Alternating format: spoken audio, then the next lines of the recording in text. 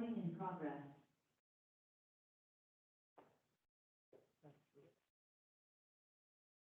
Bismillahirrahmanirrahim. Assalamu alaikum and very good evening, good afternoon to all of you. I, Azimullah, member of this institute, on behalf of Northern Regional Committee NRC and Auditing Standards and Ethics Committee, welcome all the participants for today's very important seminar on quality management standards. First of all, before proceeding further, let's start the event with the recitation of the Holy Quran. بالله من الشيطان الرجيم بسم الله الرحمن الرحيم الرحمن علم القرآن خلق الإنسان علمه البيان الشمس والقمر بحسبان والنجم والشجر يسجدان والسماء رفعها ووضع الميزان ألا تطغوا في الميزان وأقيموا الوزن بالقسط ولا تخسروا الميزان والأرض وضعها للأنام فيها فاكهة والنخل ذات الأكمام والحب ذو العصف والريحان فبأي آلاء ربكما تكذبان خلق الإنسان من صلصال كالفخار وخلق الجان من مارج من نار فبأي آلاء ربكما تكذبان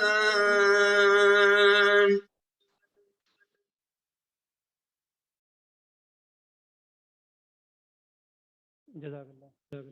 Now I request all of you to please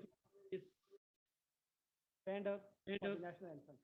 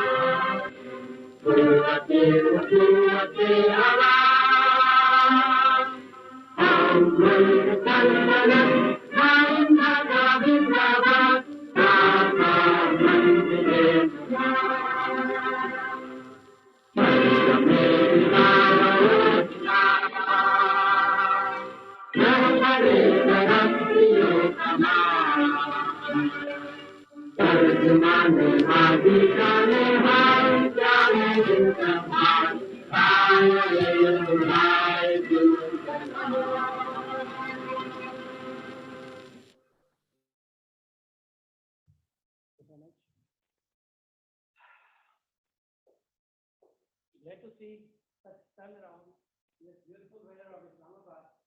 So it's quite challenging to make a decision and come here for this very important seminar. Because when you have more other alternatives as well, still that you have made a very good decision of coming here and investing in yourself by seeking and learning more on this new quality management standard on which our panel of experts will be giving their presentation later on this event. Today, as you know that I am the master of ceremony for today's seminar and looking forward for a fruitful event keeping you the importance that this standard is going to implement in Pakistan with effect from 15 December 2022, which means that the existing ISQC1 and ISA 220 will be replaced with this new ISQM1 and ISQM2 and revised ISA 220 accordingly. And today we have a esteemed panel of experts for today's event. But before that, let's invite Chairman NRC of ICAP for his welcome address. And he is fellow member of the Institute and has served NRC as Chairman CPD committees for Lahore and Islamabad and Chairman CASA North as well, and has also served on various subcommittees of NRC. He has over 20 years of experience and has worked both in practice as well as in industry, majorly associated with EY Ford Roads, and has also served as CFO at an investment bank. So please help me welcoming Mr. Farooq Hamid for the welcome address.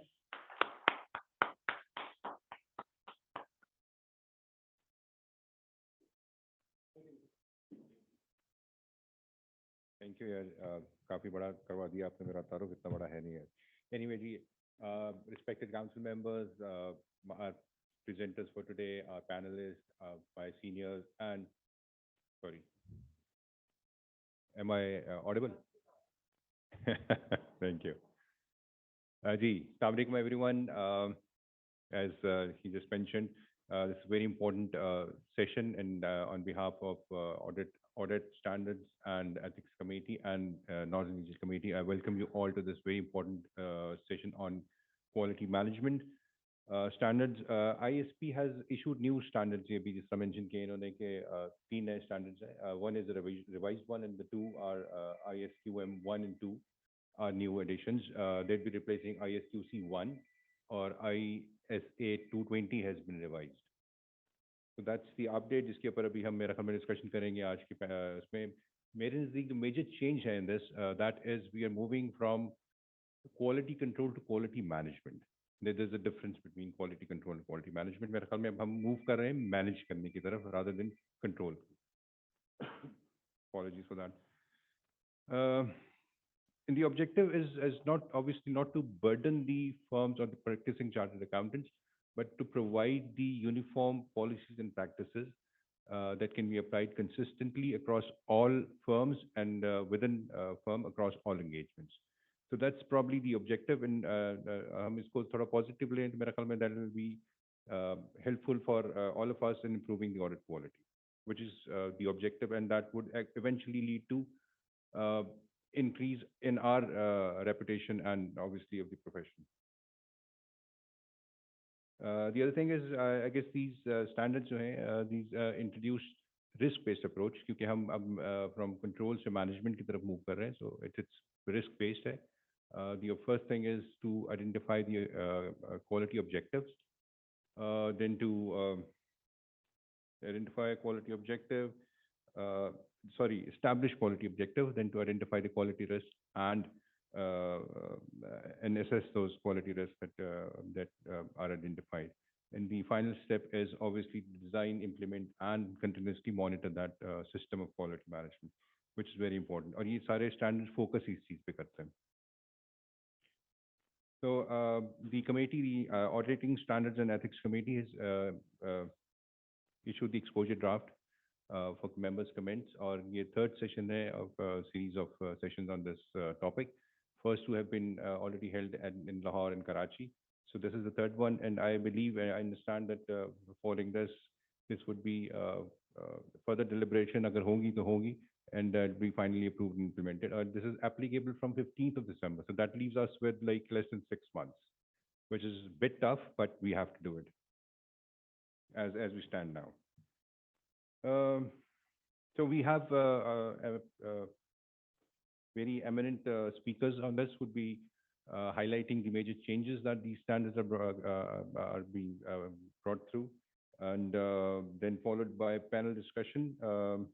The panel would be discussing the actual challenges that are likely to be faced by the firms during the implementation phase. I hope this would be a good learning experience for all of us. And with this, I think I welcome you again So that's a very important session. And जिस तरह इसने अभी बताया, though the weather is very good, very pleasant, पकौड़े खाने का दिल कर रहा है, लेकिन we have to be here because that's for our institute and our reputation. Thank you, Ji. Please, over to you.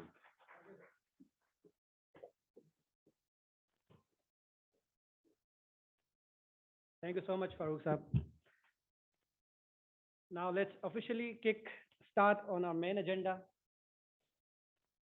And to do the needful, obviously, as narrated by Farooq Saab, that this is very important as we are going to implement this by December. So obviously, there will be a lot of challenges as well, but it's for the betterment of the profession and as a whole on the practice as well.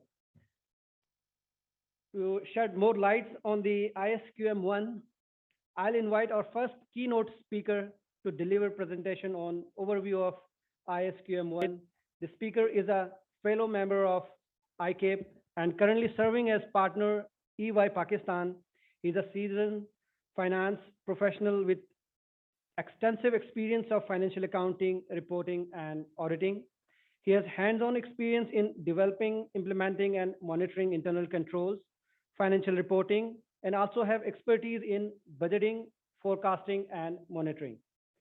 So, without waiting ado, please give a big round of applause to Mr. Mohammad Ehsan Shehzad Saab.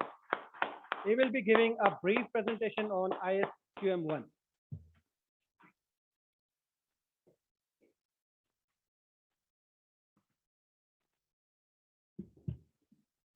इसकी slide change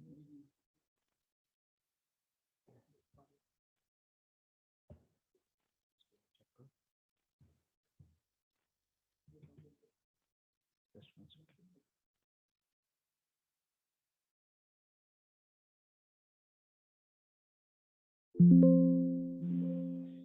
Okay, Ji, thank you very much. Assalamu alaikum, everyone. Today I'll talk about the ISQM1, International Standards on Quality Management 1. So my presentation is primarily based on an understanding that we all have understanding of ISQC1, which is the surviving standard, ISQC1. When 15th of December onwards, it will be replaced by ISQM1. So during the discussion, I'll just highlight a couple of changes which have been made through ISQM1 and which were not present in ISQC1. However, my primary focus and discussion would be around ISQM1. Now, IASB has actually a practice to perform post-implementation review of all the standards which are issued by the board. Now, as part of this post-implementation review process, IASB came across various comments, criticism on ISQC1, particularly after 2008's financial crisis. Now, those comments were summarized by the task force, which was formed by IASB, which was led by Karen French. She was a chairman and she was member of IASB board as well.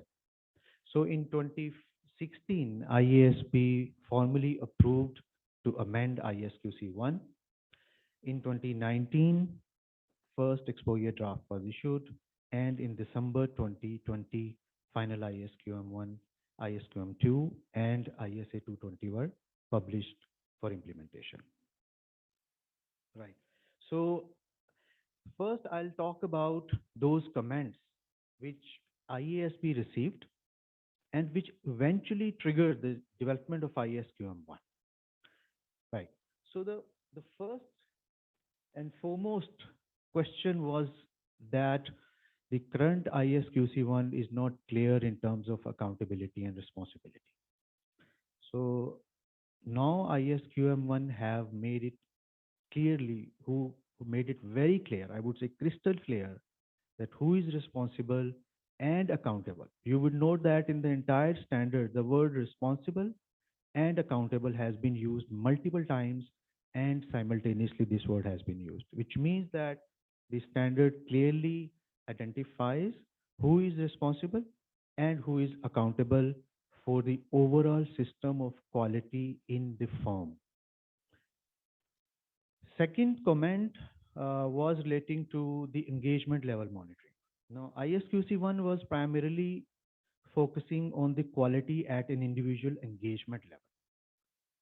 So again, there was a question that what about the system of quality of the organization itself, whether there is a mindset or culture towards the quality or not. So this also led towards the change in the new standard or the development of the new standard. Another regulators was also of the view that every year, just like in Pakistan, Quality Assurance Board also issued, similarly FRC issue, Public PACAOB, USA issue. So based on their inspections, they issue findings. And some of them findings are very generic and generalized and they all are actually adoptable by all the firms. But they had a view or comment that the current ISQC1 does not accommodate how those inspection findings should be built into the firm system of quality management. And then root cause analysis. Root cause analysis in some of the firms, we know that root cause analysis process was already implemented in one way or the other. There was system which was sometimes what happened used to happen that post audit quality reviews, their observations were analyzed, and particularly where the observations were systematic or systemic, then used their root cause analysis was performed, and then ultimately the processes were changed to ensure that this observation does not happen in future. So the same root cause analysis have now been made part of ISQM1 for the improvement and monitoring of the system of quality control management. In terms of the engagement partners role, now in ISU 220 as well as in ISQM1, it has been clear that the engagement partner or the engagement executive of the particular audit engagement or review engagement or for that matter any compilation engagement, he or she would be expected to deliver the quality, right? So the again the allocation responsibility, fixation of responsibility has been elaborated. Undue reliance on network. It was noted by various regulators that the firms are relying too much or undue reliance on the network's resources, network's policies and procedures, and many of the firms were not actually tailoring those requirements according to the country's jurisdictions and circumstances of that particular country and the type of work those firms within those countries were performing. So that undue reliance has now been relatively catered by ensuring or by bringing up a requirement that the firm is responsible, whether that firm is part of the network firm or not, over a responsibility of the system of quality management will remain with the firm, local firm. Similarly, changes in the communication. No, communication in any organization, communication takes place. It is IASB's understanding was that communication happens in any organization, but the but how that should be communicated to internal and external stakeholders, what should be the component of those communication, form of that communication, that has now been elaborated in the new standard. Scalability. You will listen this word significantly, particularly from Pakistan perspective, where we have a significant chunk of small and medium practices. And not just us, but IASB and the task force also specifically reiterated the fact that the standard has been developed with a view that it is scalable. Scalable means that there are processes or the components under the standard, these can be equally good adopted by all practice level firms, small firms and medium sized firms, they can adopt it. So they have the standard has flexibility. I will talk about later on that how standard actually explains that why itself is a flexible and what are the reasons we consider that This can be easily adopted, not so easily, I would say, but this can be adopted much quicker or much easy as compared to the large firms because they have more complex systems, more complex structure of engagements, more independence requirements. So therefore, it's comparatively, as per the task force chairman, I saw a particular webcast, and she also mentioned that the purpose of this standard was to make sure that it is equally applicable for all scale of the firms.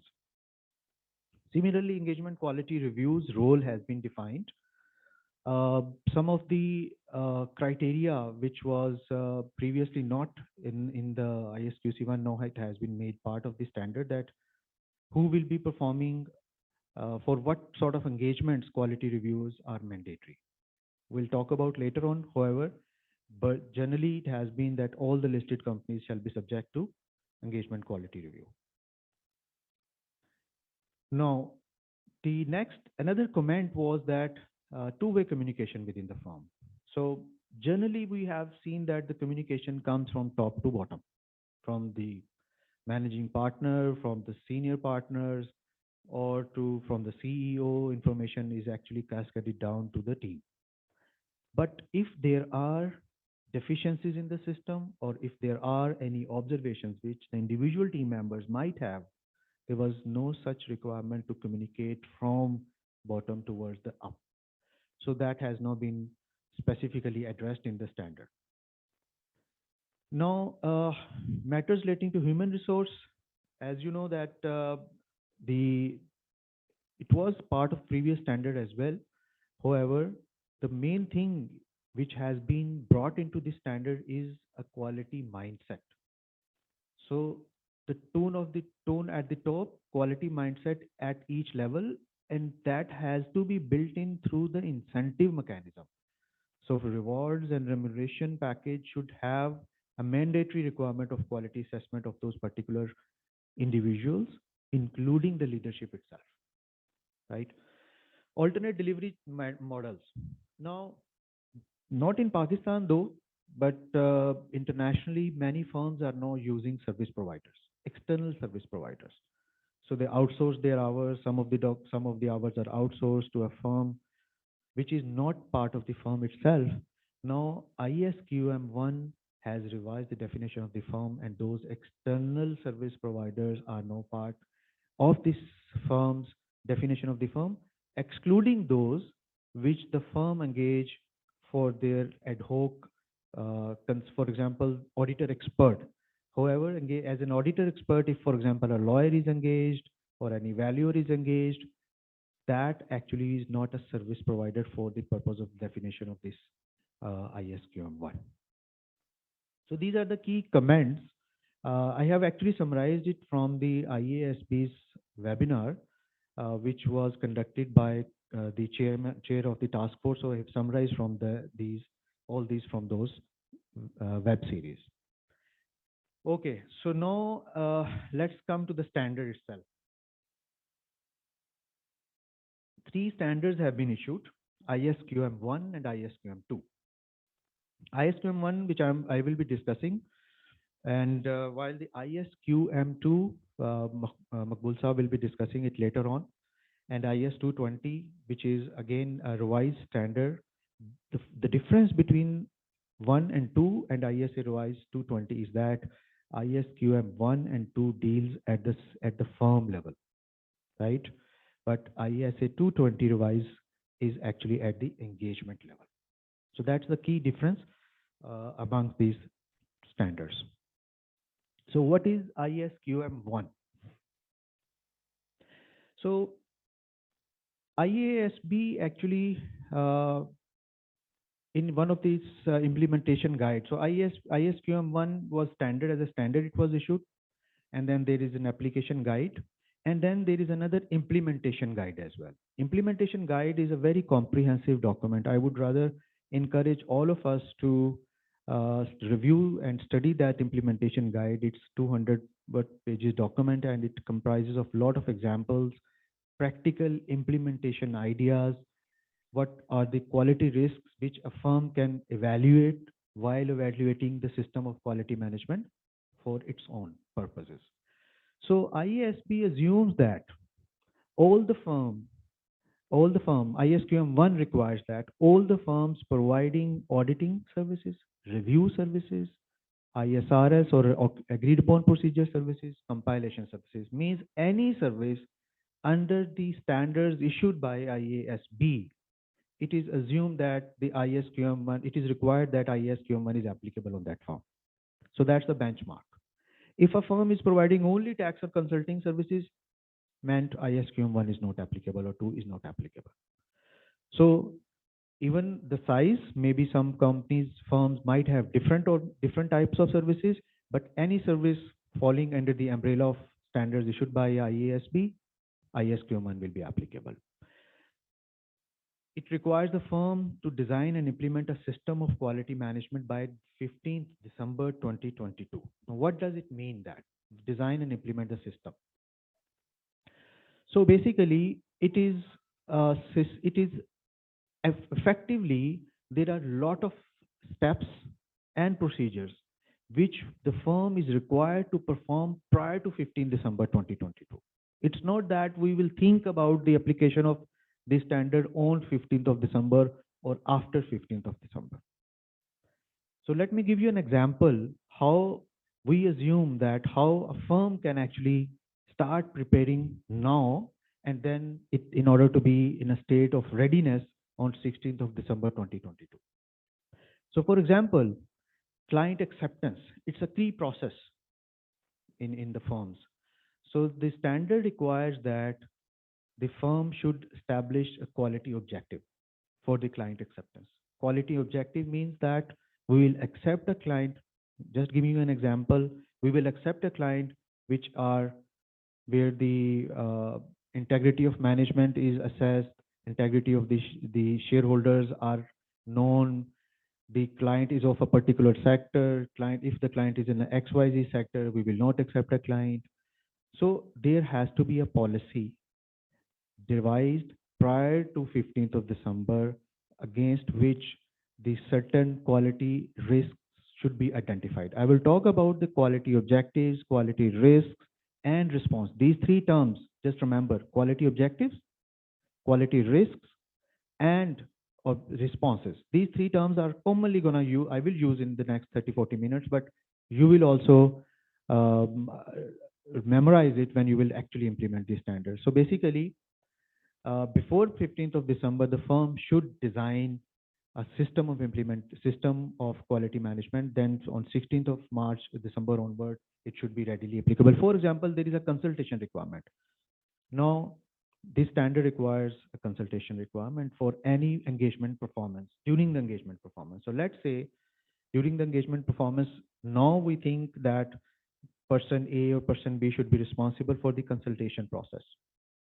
What should be the protocol, for which area or which matter consultation should be done. All these policies and procedures should be documented now, so that 16th of December onward, the engagement team should be implementing those policies.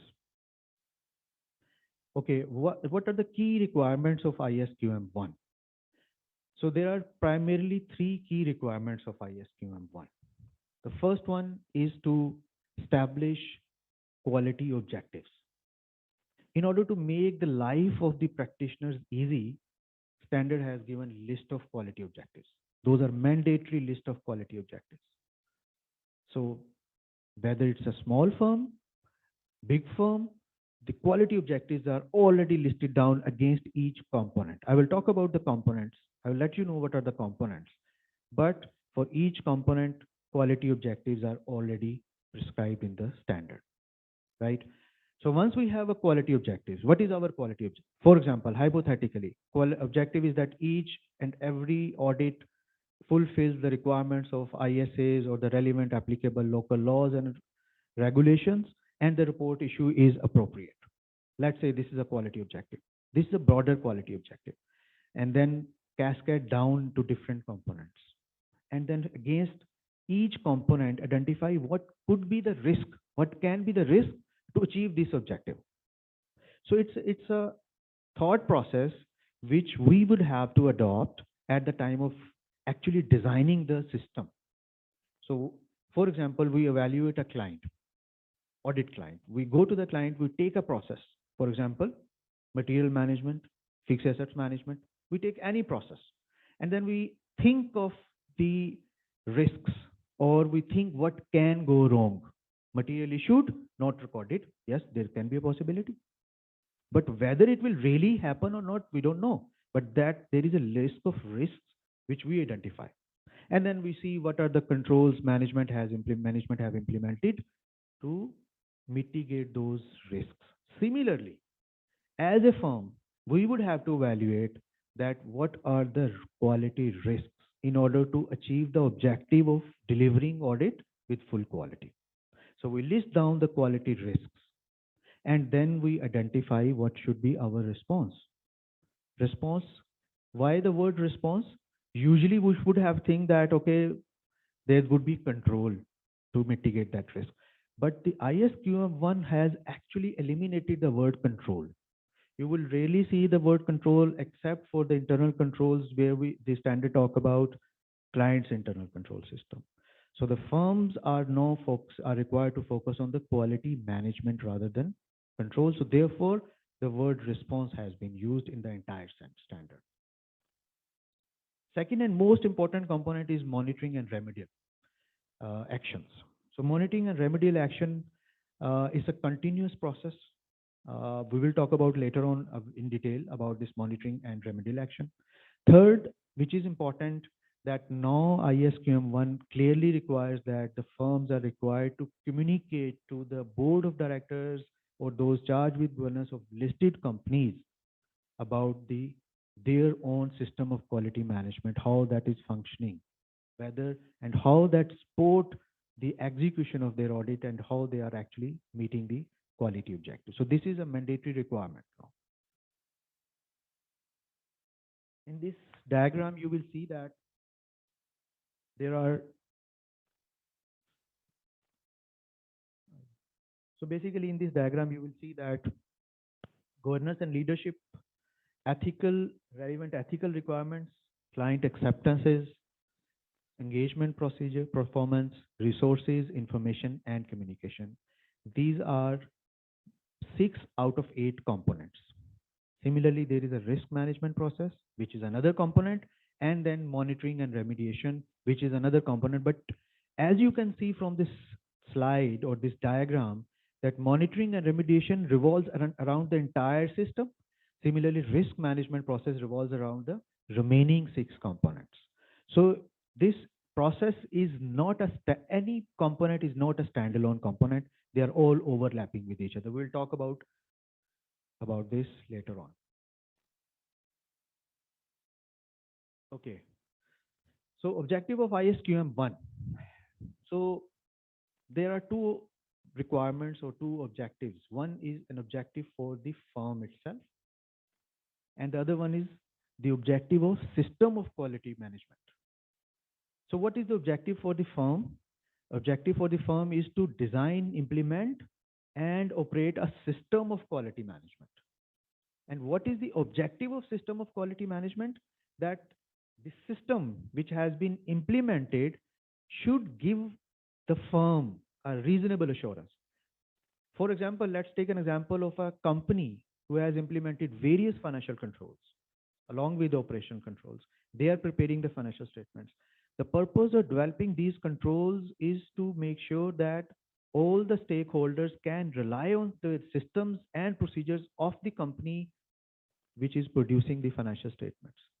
Similarly, assume that replicate it on the firm, that the system of quality management of the firm itself should give a reasonable assurance, not an absolute assurance, reasonable assurance that number one, the firm itself and all the personnel of the firm knows their responsibilities and they are performing their responsibilities in accordance with IASB standards and also the local laws and regulations. Number one. Number two, the reports which have been issued by the firm are appropriate under the circumstances.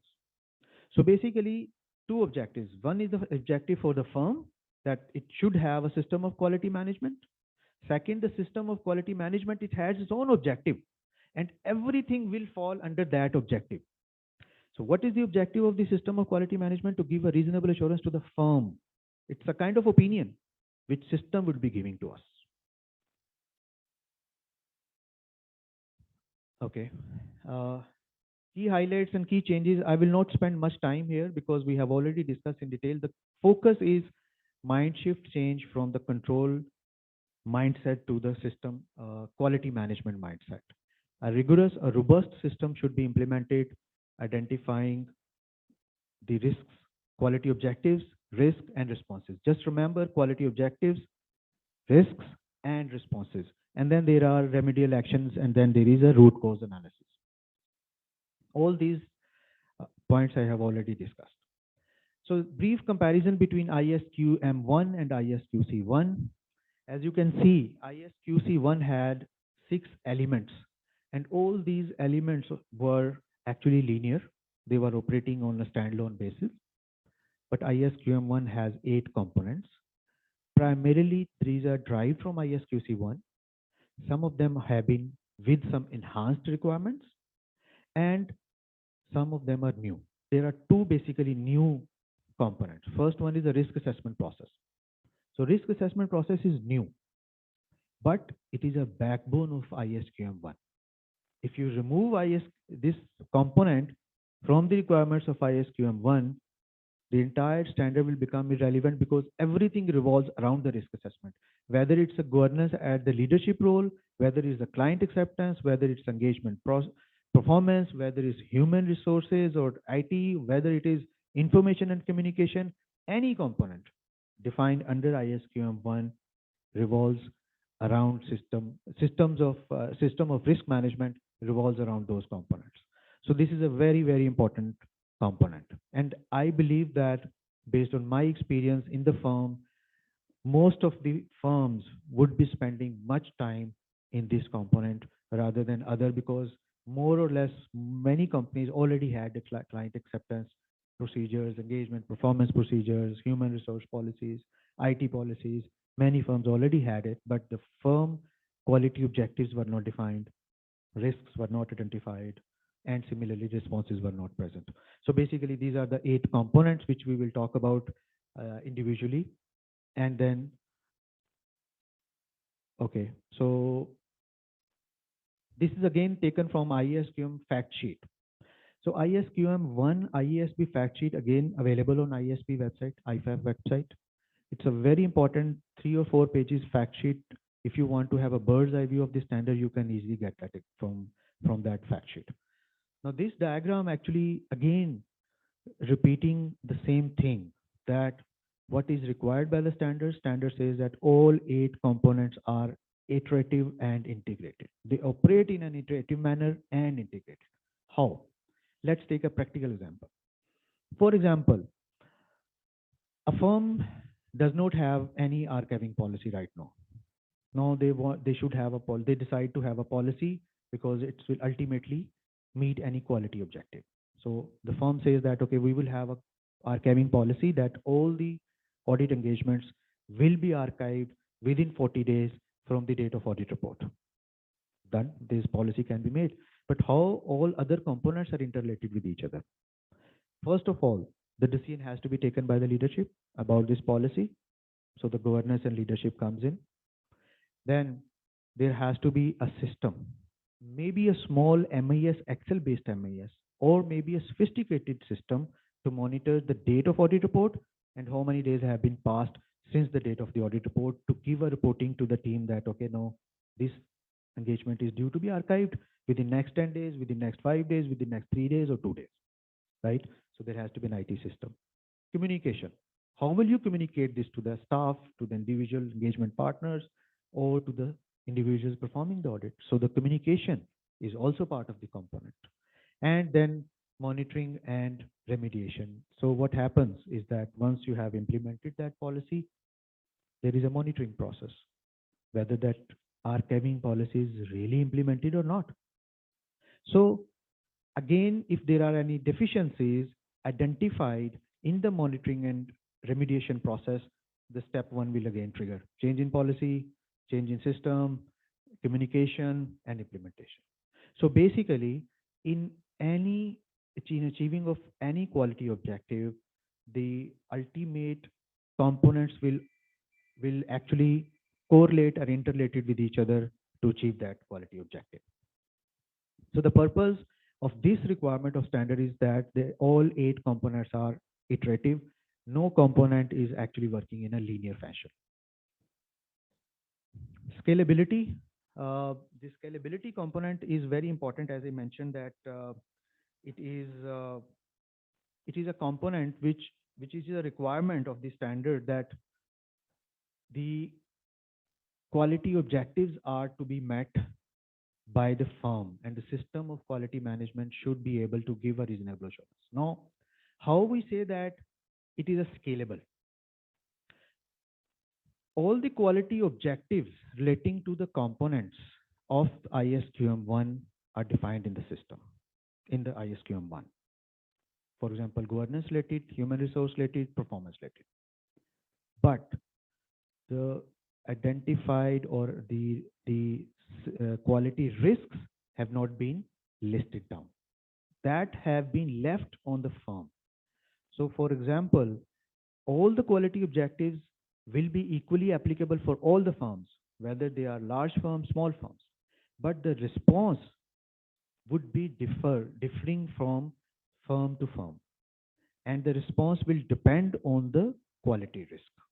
So one firm providing multidisciplinary services, audit, tax, audit, consulting, transaction, the independence requirements have to be more robust, more sophisticated than the firm which is providing only audit services or only compilation services. So the so why we say that it is a scalable, the requirements are scalable because the quality objectives are defined. All firms can take a list of all those quality objectives. Some of the mandatory responses are defined as well, but the quality risks are not defined. It has been left on the firm. They should develop the quality risks according to the nature, circumstances, and size of the organization. It all depends on the size of the organization. Similarly, mediation process would also be follow the same protocol. Now, this is very important slide, and it will give you the entire structure of the standard. So first of all, what is the objective of the firm? Design, implement, and operate system of quality management. This is the objective of the firm. And then objective of the system of quality management, that the engagements are conducted by the personnel according to ISP standards and local requirements, and the reports which are issued are appropriate under the circumstances, which means an opinion. I will talk about later on that this standard requires that the person sitting at the top who is responsible for the system of quality management will have to annually assess and communicate whether the firm system is giving unqualified opinion, qualified opinion, or adverse opinion. So this is gonna operate like that. Now, the objective of system of quality management, there are components which have been explained or identified in ISQM1. The first one is governance and leadership, relevant ethical requirements, acceptances and continuance, engagement performance, resources, information technology, and monitoring and remediation. Now, let's take any one component, which is, let's say, relevant ethical requirements. So what's going to happen is that the each component would have its own quality objectives. Let's say ethical requirement have 3 quality objectives, although there are long list which has been explained in the ISQM1, but let's assume there are 3 quality objectives. And each quality objective would have its own related quality risks. What can go wrong if this happens, and what is the probability of occurrence of that risk? Similarly, for each individual risk, there will be responses. So if you see from bottom up, all the responses will be actually linked with the quality risk, and the quality risk will be linked with the quality objectives, and quality objectives will be linked with the relevant component. So this, just replicate this for the entire components, and you will see that how important the firm's risk assessment process is, which you cannot see here as a part of component, because the firm's risk management system operates around all these components. So basically, the purpose of system of quality management is to provide a reasonable assurance to the firm, and for that matter, there has to be a long list of risks which we need to identify, evaluate individually each risk. Not all the risk will be applicable to the firm, but there can be generic risks which can be obtained. There are lot of webinar series conducted by FRC. It's available. Just Google FRC webinar on ISQM1. They have actually list down the quality risk for small and medium sized firms. So I'm not going to talk about much about quality risk because it depends on the quality objective. Ultimately, it's the standard required that the firm has to decide the quality risk. And for that matter, there is lot of web series, webinars, and IESP has itself conducted lot of webinars where we can get a lot of information about the implementation. And as I said earlier, that implementation guide, which has been issued by IESP, it's a very important document. We must try to read it. Now, firm's risk assessment process. It is really important process. As I said, it's the backbone of system of quality management, backbone of ISQM1. It has 4 steps. Again, repeating the same 3 words: quality objectives, quality risk, and responses. As you can see, the first box, quality objectives. First, establish the quality objectives. We can get it from ISQM1. Identify and assess quality risks. All the firms, according to their size, will have to list down the risks, possible risks, which can actually impact the audit quality objective. And the third one, design and implement the responses against those quality risks. And the fourth one is a cyclic in nature. What is that? For example, we have a quality objective, we have a quality a response, but the response during our monitoring and remediation monitoring process, we noted that the response is not performing as it was intended to perform. As a result, there are certain findings, and those findings can be deficiencies and cannot be deficiencies, may not be deficiencies. So let's assume there are findings, and some of them findings are deficiencies because the standard has defined finding as well and deficiency as well. So every finding has to be thoroughly evaluated at the leadership level, at the engagement partner level, so as to make sure that whether that finding is really a deficiency or not. Once it is identified that it is a deficiency, then the process will repeat. We need to again identify the relevant quality risks and design and implement responses. So this diagram will actually give an overview that how we will be actually identifying and assessing the quality risk. As I said, that we can have a generic list of quality risks, generic list of what can go wrong. We take it from audit, which we do. We can take an example of that as well. And now, once we have the generic list of quality risk in front of us, we would have to evaluate each and every risk. What we would be evaluating? Is there a reasonable possibility of risk occurring? If that possibility is yes, then would the quality risk individually have a significant effect on the achievement? If yes, then we have to evaluate whether it is individually or in the combination of other risks actually hampering the achievement of quality objectives. If yes, then ultimately move ahead and define related response. So it's not that all the quality risk will be relevant.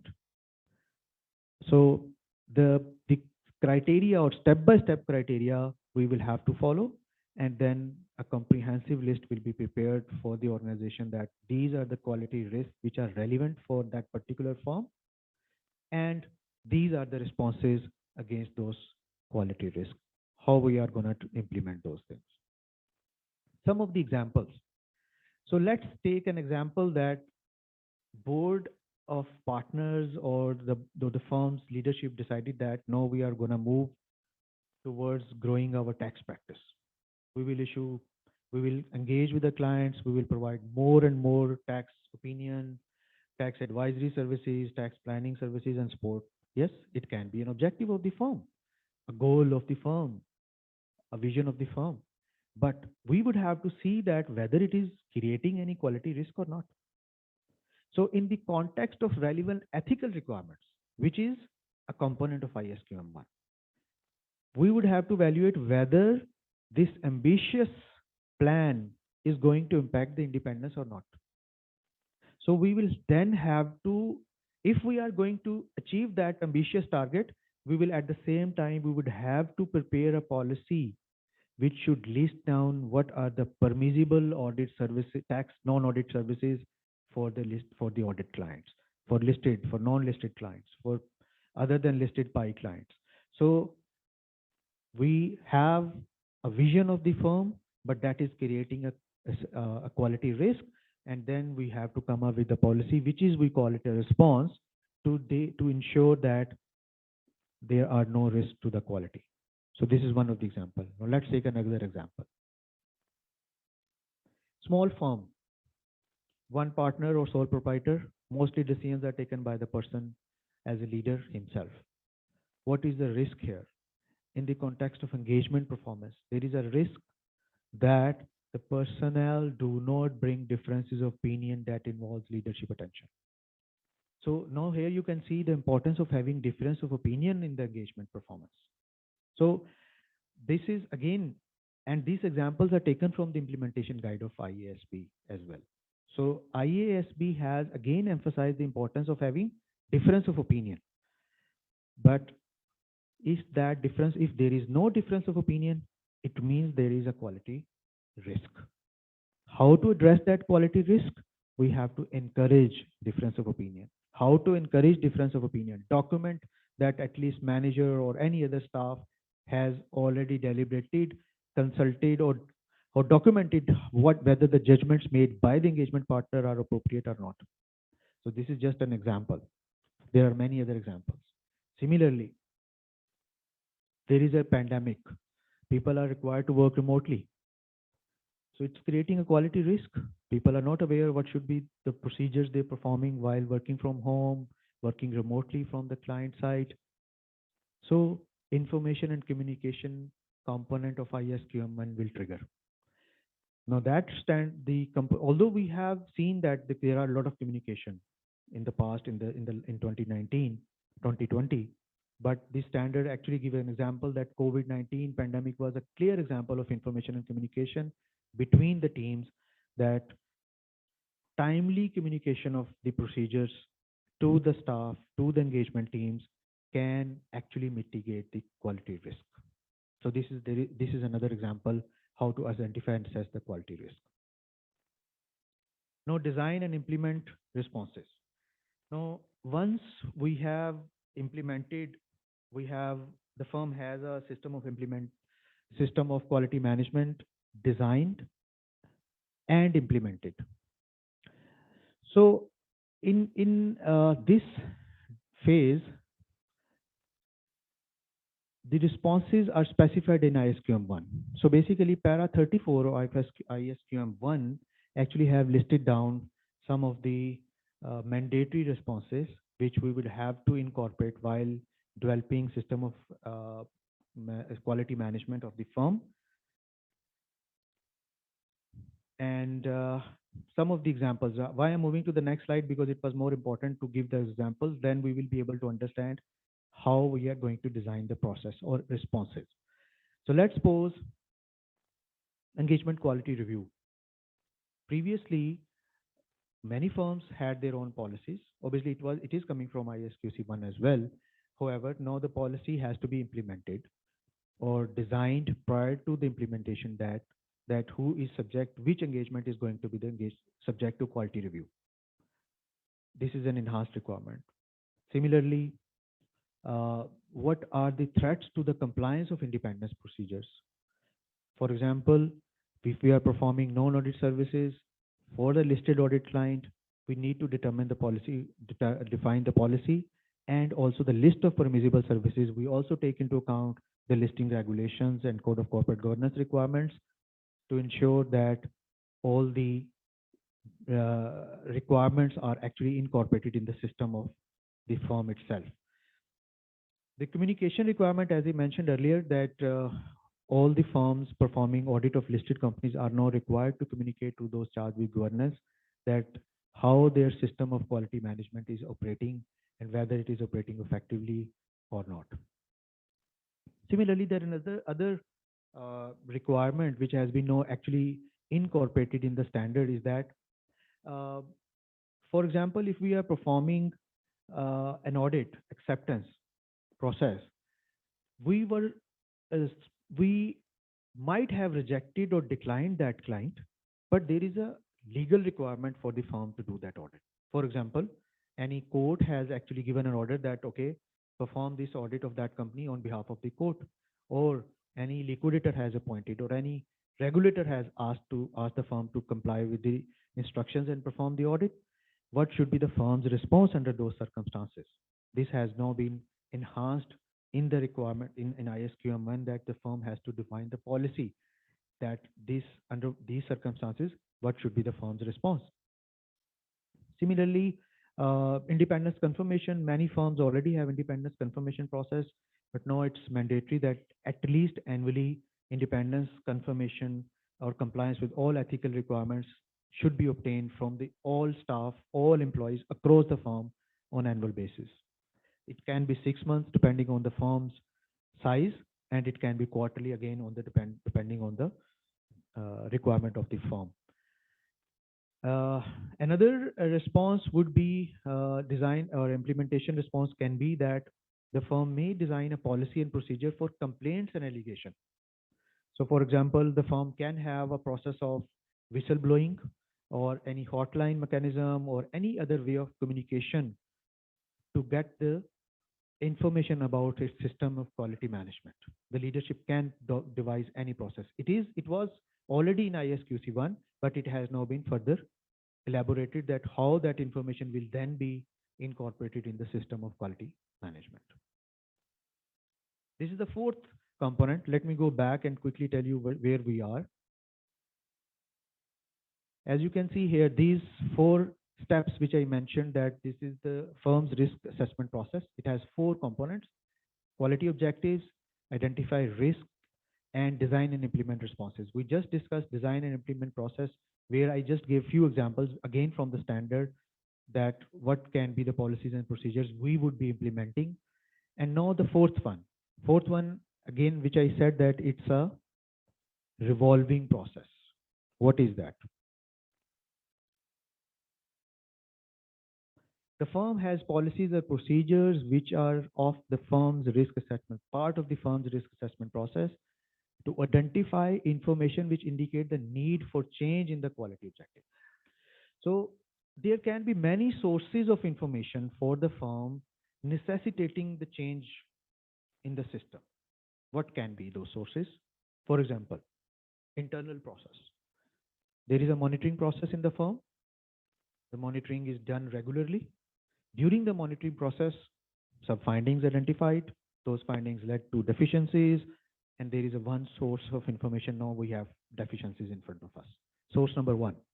Source number two, Quality Assurance Board of ICAP issued general observations in the last year's quality reviews. And while we review, there are certain control-related deficiencies identified, or deficiencies identified by the firm, by the ICAP. We can take those as a source of information for improvement in our quality system. And then third one can be the complaints by the staff or third parties or even by clients. These can be three sources of information for a firm, but whether and how this will happen, for that purpose, there has to be a policy. The purpose of identifying or documenting or discussing this slide is that the firm should have a policy that under what circumstances the firm will reassess the quality risk and then prepare a new response to address those quality risks, right? So there has to be a policy. Okay, this is the one of the component of ISQM1 standard, which is governance and leadership. As I mentioned earlier during the early discussion, that the key stakeholders actually had comments on ISQRC1 that it does not define the accountability part. So now ISQM1 has clearly, explicitly spelled out who is responsible for the firm's system of quality control, and that's the leadership. Leadership has been defined. I will talk about the leadership in the next slide. So the leadership is responsible. So as I said, that two words are very regularly used, frequently used in the standard: responsible and accountable, both simultaneously, responsible and accountable. So leadership demonstrate a commitment to quality through actions and behavior. This is a standards requirement that all the actions of the leadership should also embed the quality. And again, I said that the incentive and rewards mechanism, all these processes should now have a significant component of quality implementation. There can be changes in the organization structure as well. There are two additional operational roles which have been defined in the standard. I'll talk about in the next slide. So that will lead to change in the organization structure as well, and roles and responsibility, related roles and responsibility as well. Resources have been given very importance in ISQM1. So leadership at a governance and leadership level, there has to be a policy for the human resources, for information technology resources, and also intellectual resources the firm will be employing or deploying in the implementation of system of quality management. Now, the governance and leadership. Ultimate responsibility of the SOQM as per ISQM1 lies with CEO. A new word has been introduced in the standard. Managing partner or managing board of partners, board of partners. So basically, this is what has been clearly stipulated in the standard now. And there are two other operational responsibilities have been defined in the standard. One is the compliance with the independence or ethical requirements. Second is the monitoring and remediation process. So these two operational level responsibilities have been defined. But yes, in the implementation guide of IASB itself mentioned that this these two responsibilities can be performed by one person, though there is no need to have two people or individuals performing these two functions. But in a larger setup, yes, there can be two persons. But in a medium or large, small setup, this can be one person. The purpose of having two distinct operational roles and responsibility is to actually fix the responsibility and accountability that can be performed later on by one person. Okay, now moving to the next component is the relevant ethical requirements. There is no significant change. The requirement is that the firm and its personnel are fully aware of the requirement of ethical standards, which are actually code of ethics of IFAC, ICAP, and which are going to be changed going forward as well. Similarly, other service providers who are now part of the firm or part of the engagement, they should also be aware of the ethical requirements and independence requirements. They should fulfill those ethical requirements. Acceptance and continuance more or less is same uh, from ISQC1. I will not talk about much about it. However, I will briefly mention what is the new requirement. As I mentioned that if, for example, the firm is required to perform an engagement under IASB standards where in certain circumstances where the firm would have denied, but the firm is doing because of any regulatory requirement or because of any court order, in that circumstances, the standard requires that the firm should have policy. What should be the communication protocol in that case? That why the firm is accepting those engagements. Similarly, new requirement addressing the financial and operational priorities of the firm in the context of decision making about whether accepting or continuing a client. Engagement performance. Uh, Again, this is ISQC1 related element, but here some rule-based or principle-based matters have been identified. So consultation requirement was also in ISQC 1, and quality control review, who would be under what, which engagement will be applicable to quality control review, what are the responsibilities of quality control reviewer, all these have been now enhanced. Similarly, the role of engagement partner has been defined in the context of direction, supervision, and review, because the standard now clearly defines that the engagement partner is expected to deliver the quality of the engagement. Similarly, new requirements addressing the engagement team exercising appropriate professional judgment and professional skepticism.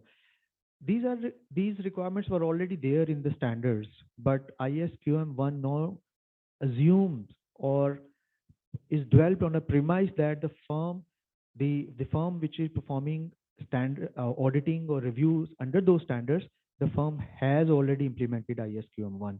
So basically, ISQM1 is the foundation for all those IASB standards, whether it is audit related, review related, or agreed upon procedures related. Resources. This is important area, important component, I would say. Three resources have been talked about much in this standard. The first one is human resource, second is technological resources, and third is intellectual. What are those resources? Human resources, firms, partners and staff, component auditors. Component auditors are also considered part of the human resources, network resources. In multiple firms, we deploy multiple resources from the network where we don't have capacities or where we don't have resources. We use network firm resources. External service providers. External service providers, there can be two types of external service provider. One is the auditor expert, and other one is the service provider, which is actually charging hours or performing audit under the standards. So that's a key difference. So if we have engaged a service provider who is assisting the audit firm by performing the procedures under the IASB standards, that service provider will become part of the firm under the definition. But if the firm has engaged an auditor expert, let's say lawyer or valuer or any other expert, that expert will not become part of the engagement, part of the firm or firm's human resource or part of the team. Technological resources, there can be possibility. The standard recognizes that, and IASB, one of the webinar discussed that the ISB recognized that in these days, one way or the other, firms are deploying technologies and resources during the execution of the audit, whether they have any system for the implementation or system for the audit itself or the engagement performance itself. But there are other systems as well. For example, they have operating system, they have email system, they have any internal controlled system for transfer of data from within the team members and from the client to ensure the confidentiality of the data. So considering that the ISQM1 considers that the firm can use a system for the implementation of system of quality management. The firm can use the technology in the performance of the engagement itself. Not all the firms, but I know that large firms in Pakistan do have their system which is being used for the deployment of the audit. Generally, we know the CaseWare and other were significantly used by the firms. And then obviously there are other enabling IT technologies. For example, servers, we have a lot of infrastructure, networking, operating systems. These are all ultimately covered in the ISQM 1. Intellectual resources, manuals and guides which have been prepared by the firm, dedicated for the firm's personnel. It's intellectual property. Similarly, alerts which are issued by the senior leadership or the operational team to the engagement teams, these are all become part of the resources. But the crux of is all that whether we rely on the network resources or not, whether we rely much, whether we rely less, ultimate responsibility lies with the firm itself. Okay. Information and communication. This is a new requirement in the ISQM1. This was not in ISQC1 previously. The main objective is that the ISP again understand that one way or the other, firms do have their communication process. Firms do communicate their policies to the staff.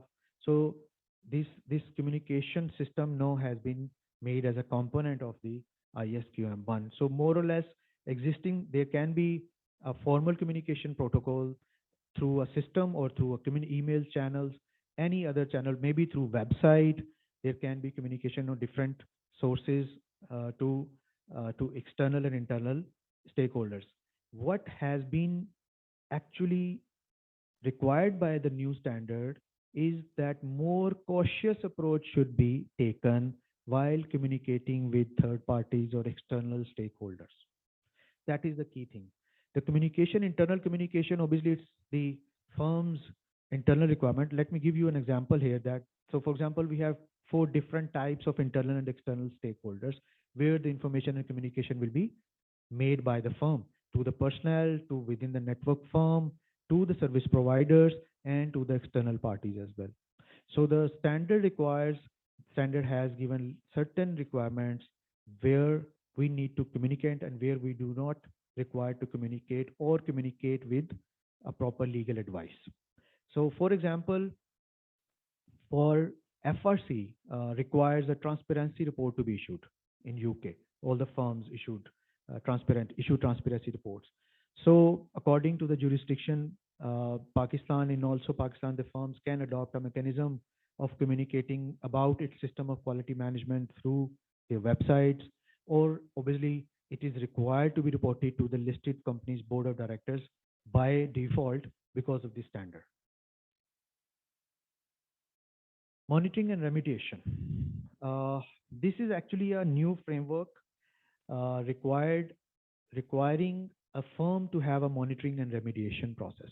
Just remember the slide. Initially, I showed you a circular diagram where the monitoring and remediation was revolving around entire system of quality management.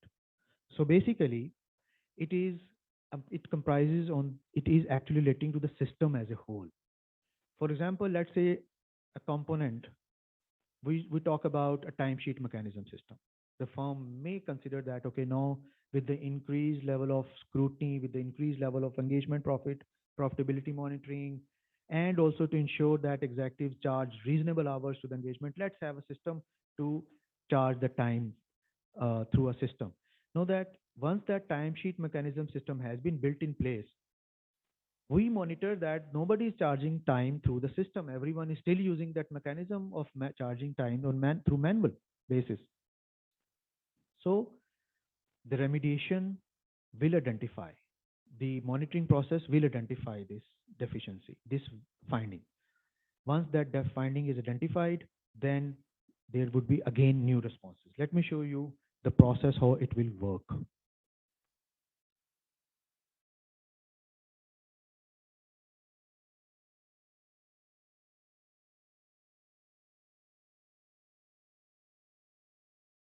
Here it is. So for example, we have monitoring activities, internal monitoring activities. Standard requires that there has to be a chief operating officer or any other designation you may give to a person who is responsible for monitoring the activities of all ISQM1 components under that person's umbrella. That can be quarterly, 3 months, but at the end of the day, there has to be an annual certification. So once that monitoring activity is performed, we have the finding in front of us. Then I said that there can be external sources of findings, which can be ICAPs, which can be FRCs, which can be any other regulator around the world. You will just Google and you will find a lot of findings, external findings, which we can then consider relevant for our firm. And the third one is the complaints or any other whistleblowing mechanism through which leadership then receives multiple findings. Now we evaluate whether that finding is a negative finding or positive finding. First thing is that. So that's a very detailed process of identifying for discussing the findings. So at this level, senior level discussion is definitely required. lot of people, you will note that going forward, a lot of people will be spending time on monitoring activities and discussing the findings, because it is really important, because this is going to drive the opinion of the system of quality management. How? So, for example, we have a finding, we have a quality risk, and we have a response that each partner should charge 5% hours of the total hours of the engagement, and managers should charge 10% hours of the total engagements. In total, 15% hours of the engagement should be charged by the executives to make sure that there is a reasonable direction, supervision, and review on the engagement. While performing the monitoring activities, it was noted that partner has not charged a single hour, and similarly, the the engagement team has also not charged significant hours as required by the policy. So we will have this finding in front of us. We will then evaluate the severity and pervasiveness of the finding. If the finding is severe and it has a pervasive effect, we would have to perform a root cause analysis. So root cause analysis, as I said earlier, this this root cause analysis is already prevalent in many firms. As far as I know, that this mechanism is already implemented in many firms. So that root cause analysis will eventually identify and finalize the remedial plan which needs to be implemented. So now for example, let's say that we have a positive finding and we have a negative finding. So we have to corroborate both the findings. We need to identify and discuss whether the deficiencies exist. If the deficiencies exist, we need to evaluate whether that deficiency is having a severe and pervasive effect, and then perform a root cause analysis. Within the root cause analysis, what is the root purpose of root cause analysis? Is to identify the underlying root, not the not just to evaluate the symptoms. Identify the underlying cause.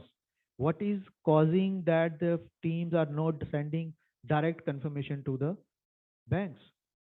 Let's say it's a very important quality risk and quality objective that all the confirmation should be directly sent by the audit team itself, but it is not being done. It means that this deficiency is severe as well as pervasive.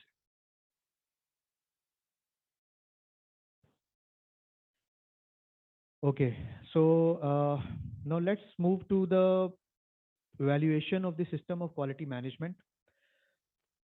Annually, at least annually, the standard requires that there has to be evaluation of the system of quality management. So as I said earlier, the objective of system of quality management is to give the reasonable assurance.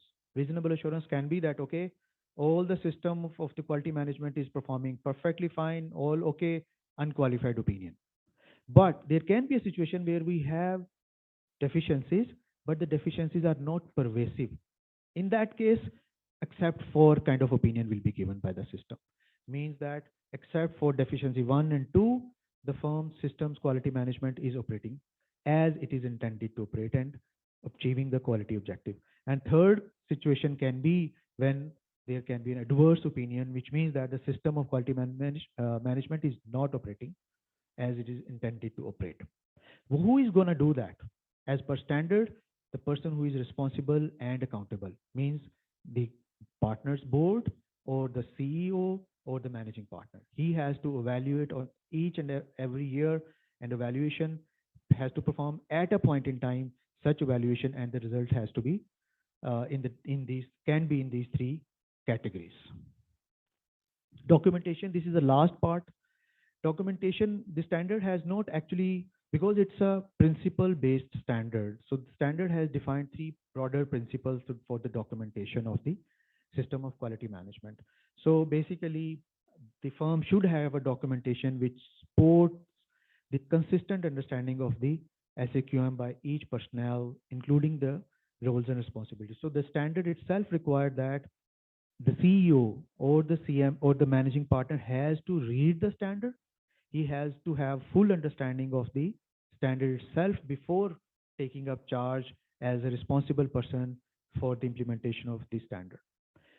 Similarly, the documentation should support the consistent implementation and operations of all the responses and provide an evidence that the system was implemented and operated as it is intended to operate. So in terms of documentation standard, again, it's not, there is no list of documentation which is to be required, but standard has given overall principles which we have to then follow while documenting the systems. Briefly on the network responsibilities, the crux of the network responsibility is that the standards allow the firms to leverage the network resources, network networks, intellectual property rights. They can use the network. There can be certain monitoring activities which can be done at the network level, not at the firm level, but the ultimate responsibility will remain with the firm. Thank you very much. We have a session after this ISQM2, and where in that session we will have discussion on the questions which you might have. Thank you very much, everyone.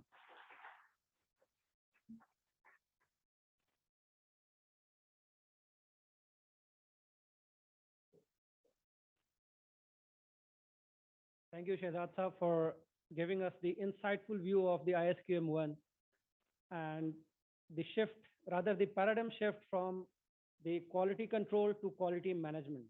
And of course, as he reiterated the fact that though its implementation date is 15th of December, but a lot of work to be done before that. So moving forward, yeah, we have the privilege that our president of our institute is with us, and whenever he is around in any occasion, it's always good to have few words from him. So before calling him here, I'll give him a brief introduction, though he doesn't need any introduction, but following the protocol, I'm giving a little introduction of him and then calling him for a few words on the stage. He is a fellow member of the Institute of Chartered Accountants of Pakistan and also a fellow member of the Cost and Management Accountants of Pakistan. And he served as the vice president for the term 2020 to 22 and has been council member since 2017. He has tax knowledge of more than 40 jurisdictions around the globe.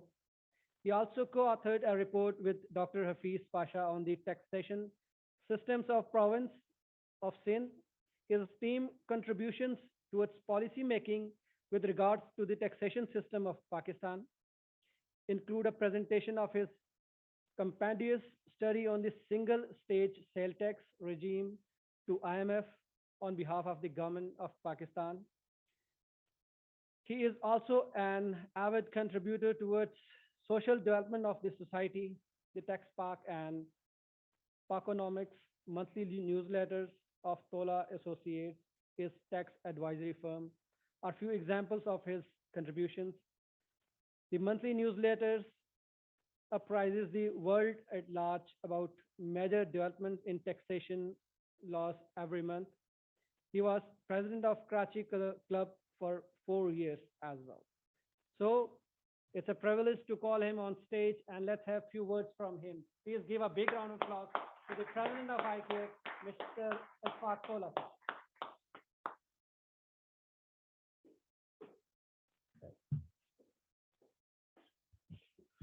أعوذ بالله من الشيطان الرجيم بسم الله الرحمن الرحيم. Chairman NRC Farooq अमीर साहब, मकबूल साहब, असद फिरोज साहब, Arsalan Khalid, madam वर्दी speaker Ejaz Rathore साहब, and my mentor Jafri साहब, distinguished member from the fraternity, Assalamu alaikum wa rahmatullahi wa barakatuh. It is yet again an incident that I am here, and I've been called by Asad Firoz to please join. And again, it's a privilege because I'm part of you. Being president is just a matter of 1 year. So my association with the profession, with the institute is 3 decades old, and more than that now. So more privilege for me is to be here as a member. President may come and go. There's so many portraits and pictures you can find in the members' lounge. But you will remember, or you may remember quite a few. Those who remain part of you, and those who want to share experiences with you. So I am one of them. This is my history, and none other than our Jafri Saab can vouch for it. Most of the experience which has been narrated here was when I was with Jafri Saab, and we worked together on that assignment. But fortunately, I was the one who took the challenge of authoring a report on or sizing the Sindh economy, and under the able guidance of none other than a living legend, Dr. Hafiz Pasha. So this is something जो अल्लाह ने मुझे दे दिया. IMF पे भी जब गए तो कुछ नहीं मिला. उन्होंने कहा जी 166 कंट्री को we can not change their system of sales tax. Yet we recognize, we acknowledge that this is a good effort, and Pakistan can get some good results out of it. But they said, yeah, we cannot disturb the system in 166 countries. Then we had some other meaningful dialogues with them. Harun Akhtar Saab was there, and none other than again a very good mentor, I would say, one of the big boss of ICAP I ever share my lifetime experiences with him, and I've learned a lot from him, Sayyid Masood Ali Naqvi. So he was with me, and he was a source of strength and encouragement for me in that meeting as well. Because I was the one who was making the presentation and asking the questions, and was being asked by the questions. So वो कुछ experiences थे. But coming back to today's topic, which is really very important, quality management from quality control. बैठे हैं ये हमारे दोस्त शाहिद भाई, और रोज लड़ाई लड़ते हैं मुझसे. बड़ी लड़ाइयाँ होती हैं इनसे, मगर इनसे नहीं होती, सिस्टम से लड़ाई होती है. और ये अपनों में से हैं, कोई बाहर वाले नहीं है, मगर होता ये है कि इनकी अपनी ऑब्लिगेशंस हैं, मेरी एज ए प्रेसिडेंट अपनी ऑब्लिगेशन है, आपकी एज ए प्रैक्टिशनर अपनी ऑब्लिगेशन. एंड अगेन जाफरी साहब वुड वाउच फॉर इट कि मैं ऑडिट से दूर भागता था, और कभी मैंने कोई ऑडिट हाई रिस्क क्लाइंट का भी इन्होंने मेरे जिम्मे लगा दिया कि रिव्यू कर लो, तो मैं ज़रूर रिव्यू कर लेता था. बाकी मैंने ऑडिट और इसलिए नहीं करता था कि मेरी कैपेसिटी नहीं है, और मैं इनके सामने एडमिट करता हूँ हमेशा मीटिंग में कि मेरी कैपेसिटी नहीं है. I was offered as a member on QAB, AOB, so I said no, I cannot, because I am least informed about the pronouncement. Even for this, मैंने अभी इसरार खान को बोला, मैंने कहा जरा भेजो तो सही है क्या. तो मैं I can not assume some risk कि जहां पर मैं इंसाफ ना कर सकूं. बट हैविंग सेड दिस, शायद कान बंद कर लो अपने. We need a lot of improvement, and this is I am speaking my heart out. Believe you me, I mean हमें अगर अगर हमें दुनिया में रहना है, छोड़े AOB, QAB, ICAP की इन्वेस्टिगेशन, ये सब सेकेंडरी है मेरे लिए. But if you want to be at par with the world, we really need an improvement in all spheres. I'm not saying this audit or quality control or quality management. We need a lot of it. Or my seniors, my icons of the professions are here. मैं कभी भी कोई issue होता है council में, तो मैं मकबूल साहब को फोन करूंगा या खालिद रहमान साहब को करूंगा. तो इनका एक्सपीरियंस का मेरे पास कोई लेवल बदल नहीं. फारूक साहब होंगे, अरसलान होंगे, असद फिरोज होंगे, कभी भी ऑडिट के कोई इश्यूज आते हैं मैं उनको फोन कर देता हूँ. तो this is where we act as a team, and we have to bond it. This is a matter of time, as I said, that I'm a president. Tomorrow, inshallah, someone from you will be the president, and I'll be sitting there. And I would love to sit there, because I am playing my name, I am paying back to my profession. It will be a time, there will be a time for someone else to come up and play his name or her name. I cap थोड़ा सा मैं brief कर देता हूँ, although ये मौका नहीं है। क्या कर रहा है सीए ऑर्डिनेंस? सुबह मेरे साथ ये असरार साहब है हमारे, हर हफ्ते 15 दिन जब भी मैं यहाँ होता हूँ, वो सुबह से हम लग जाते हैं सेक्रेटरी फाइनेंस के पीछे, सेक्रेटरी लॉ के पीछे कि क्या हो रहा है।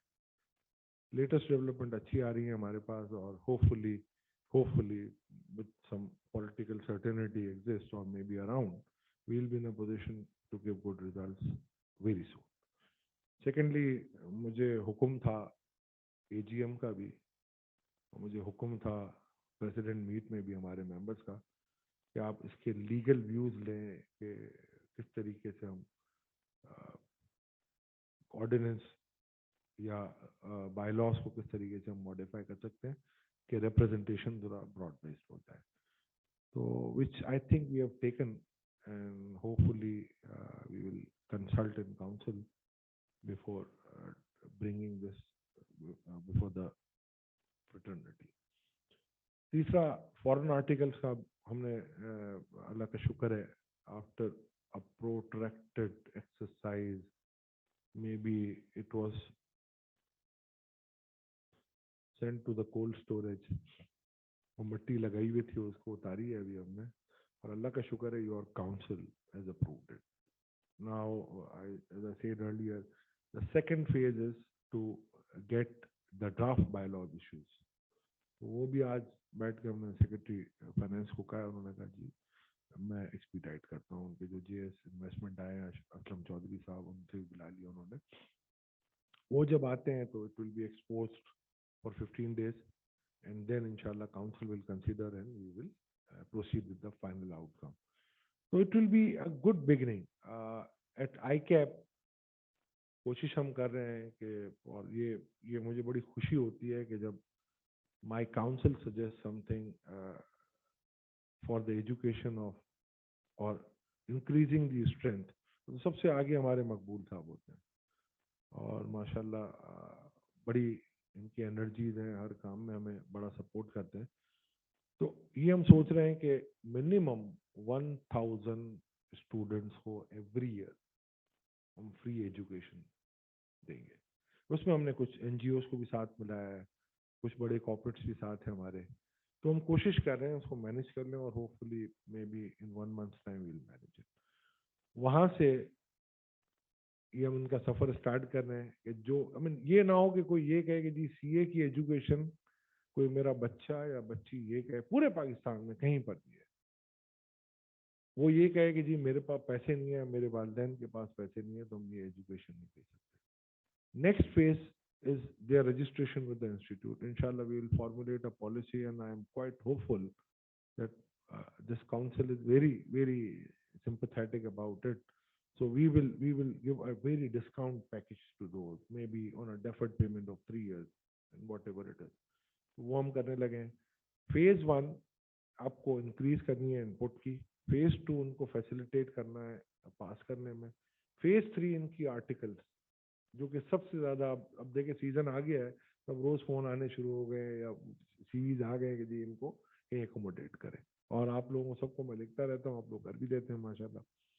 ये जब अगर फॉरेन आर्टिकल्स खुलती है, जो मेरा अंदाजा है आगे अगले 3-4 सालों में आपको 1000 के करीब स्टूडेंट की खपत वहां भी होगी, बहुत ज्यादा खपत है। तो ये आउटलेट जो होगी, जो बच्चे, जो माँ बाप समझते हैं कि जी हमारे बच्चे को हम पढ़ा नहीं सकते क्योंकि पैसे नहीं है, तो उल्टा ड्यूरिंग द आर्टिकल मेरा ये एक ड्रीम है, इंशाल्लाह this is Endeavour of the entire council, कि वो पढ़े भी, पैसे भी कमाए, खुद अपना ख्याल भी रखे और घर भी भेजे। तो this is something which we want to do it, और ये this only possible with your prayers and support. We can not do, this council can not do anything, believe you, unless we have the backing of this great fraternity. We are amongst you, and I said I am your representative. If you are in problem, I am in problem. If you are happy, I am happy. So this is the philosophy of your council, especially myself. Whenever you need me, my doors are open. अब यहाँ office भी आपकी ख्वाहिशात के मुताबिक खोली है, जब भी मैं आता हूँ आई मेक श्योर कि 2-3 घंटे यहाँ मैं बैठूँ, और इंशाल्लाह आइंदा आने वाले प्रेसिडेंट भी बैठेंगे और आपके लिए आपके डोर स्टेप पे आएंगे। इंशाल्लाह हम वापस ये प्रेसिडेंट मीटअप करेंगे एक आध महीने में। ज़रा ये थोड़ा सा प्रेशर काफ़ी है फॉरेन चैप्टर्स का, उसके बाद इंशाल्लाह आपके साथ बैठते हैं। यूके में भी हम गए थे, it was a great success. We have discuss with ICWA and we have requested them to provide affordable solutions to our members and students. उनका एक ट्रेनिंग का बहुत बड़ा स्ट्रक्चर है, and their president, Madam Julia Penny, she has assured me only day before yesterday, she sent an email to us as well that their team is working on it. So we will also forming our team to have dialogues with them. And obviously we know they have a history, they have muscle, they have resources. So why we cannot take benefit from them? And similarly, we have requested this CA worldwide कि आप हमें ESG के अंदर support करें। And they have also formed a task force, हम भी अपने representative दे रहे हैं उनको, और इंशाल्लाह वो जो जो चीज़ें हमारे पास आती रहेंगी, ये मेरी बड़ी डिलीजेंट टीम है, असद है, मकबूल साहब हैं, फलान है, फर्रुख है, तो उनको मैं कहता रहूँगा कि ये they will abreast you of the latest development. And we have requested CA worldwide that there is a different requirement for each and every segment of society as far as ESG is concerned. There are 3 pillars to it, we all know. But those 3 pillars, they have different routes for the different professions.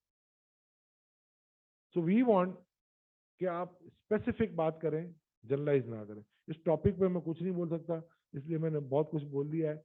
I think this is a great topic and a great initiative by team ICAP, and they will pursue this inshallah in the future.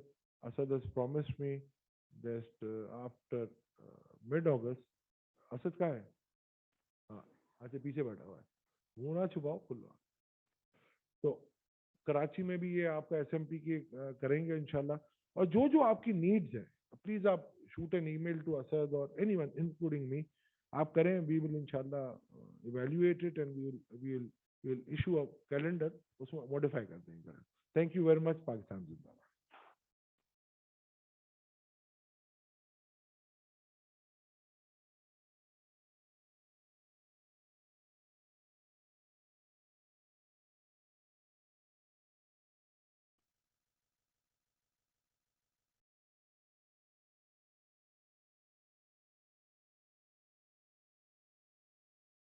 And they are making their best efforts at every forum, whether it's at the student level or at the membership level, at every forum, either at the policy making level, they are making their best to get it to the next level. So with this, I will again request our president, sir, please come to stage to give a small mementos to our first presenter. Please, if you come to stage. Please. I think the energy level is low. Please put your hands together. And our first presenter, Shehzad Saab. And I'll request the ICAP. He's always there. Really cherished his effort. Every time हमारे members को update करते हैं. Thank you so much. बस. With this, हम break लेंगे एक अगले presenter के बाद इंशाल्लाह we will take a break, नमाज break and then tea break. And now I am going to invite our next keynote speaker who will give a brief overview of, जिस तरह शुरू में बताया, ISQM 1 and ISQM 2. तो ISQM 1 पे तो हो गई, and now on ISQM 2 I am going to call the next speaker. He is a chartered accountant from England and Wales, Canada, and also from Pakistan. He is also a fellow member of the Chartered Institute of Public Finance Accountancy, UK. He is specialist of training in IFRS, financial management, corporate governance, and business reporting disciplines.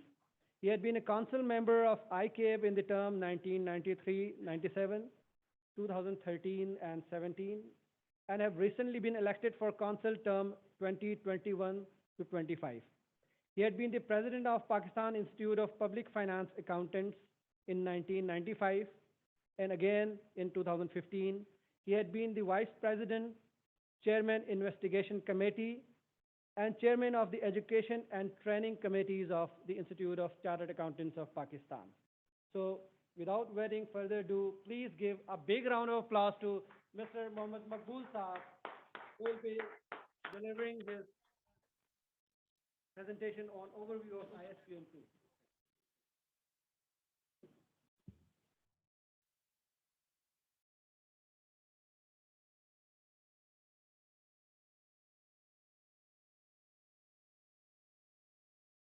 Uh, Thank you very much for having me here today to share my thought on this very important document of the International Forum. Actually, as President Saab was saying, we are working on capacity building as well, apart from seeking comments on such technical issues. Next week, inshallah, as President Saab, we already held the five SMEs, the capacity development of how to do audit and all that, and a lot of acknowledgement of this for Mr. colleague, Mr. Asad Saroj. And on 2nd August, inshallah, we are going to bring here the quality control compliance, quality control review compliance. And Shah Saab, and very soon we are going to come for the AOB as well. The next week we are going to have the quality control review of ICAP, and then we will be requesting you and your team also be here with us and let the people know how they can be successful in AOB as well, what difficulties are there, how they will. This is already on our map, we will be contacting on that as well. Okay.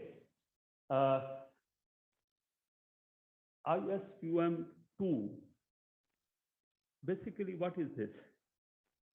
In our study, we learned hot review. हमने सुना था एक hot review होता है, ये hot review है basically. इससे पहले कि ऑडिट रिपोर्ट साइन की जाए, इंडिपेंडेंट पर्सन उस फाइल को देखे और उसके बाद अपना व्यू दे दे, ताकि जब रिपोर्ट साइन हो तो जैसे इन्होंने ISQC1 में, उसमें ISQM1 में कहा है तो सारे procedure, audit standard, regulation follow हुए हैं और रिपोर्ट अप्रोप्रिएट है, वो इसको ओके करते हैं, वरना डेफिशिएंसीज होती हैं, वर्क फर्दर होता है before the report is sine. Basically this is that. ISQM1 में सिर्फ ये एक मॉनिटरिंग का पार्ट था कि मॉनिटरिंग, ऑनगोइंग मॉनिटरिंग में ये था कि कुछ फाइल जो हैं, जो रिस्क बेस्ड ऑडिट हैं, उनको इंडिपेंडेंटली इस तरह व्यू करना है। यहाँ पे प्रॉपर बहुत डिटेल्ड किस्म के प्रोसीजर आ गए हैं उस फंक्शन के लिए। पहले इतने डिटेल्ड प्रोसीजर नहीं थे उस फंक्शन के। अब मैं तो समझता हूँ कि जब हम CR करने के लिए आएंगे तो वो भी एक चीज़ देखनी पड़ेगी कि वो फंक्शन सही प्ले हुआ है या नहीं हुआ। इसी तरह मैं समझता हूँ और भी जो ओवरसाइट या इंटरनल इंस्पेक्शन इवन पर होती हैं, नेटवर्क इंस्पेक्शन होती हैं, वहाँ भी वो एम्फेसिस काफ़ी चीज़ पे होगा। तो लेट्स स्टार्ट विद दैट कि ये you see, we say what is the quality? Quality is basically doing the thing right when no one is looking at. It's a basically state of mind. And similarly, it's not an act, it's a habit. Two philosophers saying this thing. Okay, and audit is basically a teamwork. We all know it's a teamwork, right? And someone supports, someone supervises, and this way a thing is taken. अब ISQM में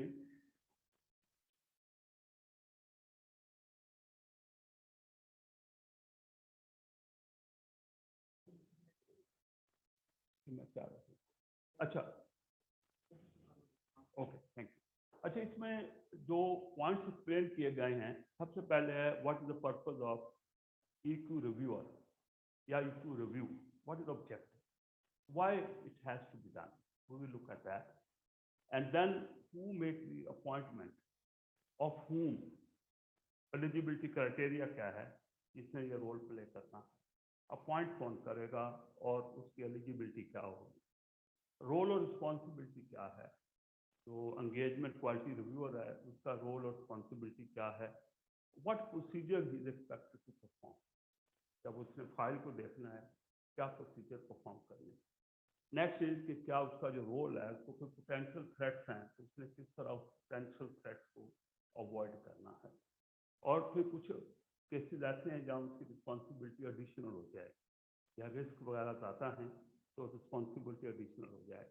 और फिर उसके बाद जो काम किया गया उसकी डॉक्यूमेंटेशन क्रिएट करनी पड़ेगी, पूरी वर्क क्रिएट करना पड़ेगा ताकि उसको कुछ देख सके। जिस तरह मैं अभी बता देता हूँ, जिस तरह ऑडिट रिपोर्ट ऑडिट में होता है कि एक person independent of the audit engagement team जब उस वर्किंग पेपर फाइल को देखे तो वो उसी कंक्लूजन पे रीच करे जो कंक्लूजन एंगेजमेंट टीम ने किया है। इसी तरह ये भी फाइल का इसको डॉक्यूमेंटेशन ऐसी होनी चाहिए कि इंडिपेंडेंट आदमी आके इस रिव्यूअर की फाइल को देखे, डॉक्यूमेंटेशन को देखे तो वो ही कंक्लूजन रीच करे जो इसने रीच की है। बेसिकली ये प्रिंसिपल बेस्ड कॉन्सेप्ट है।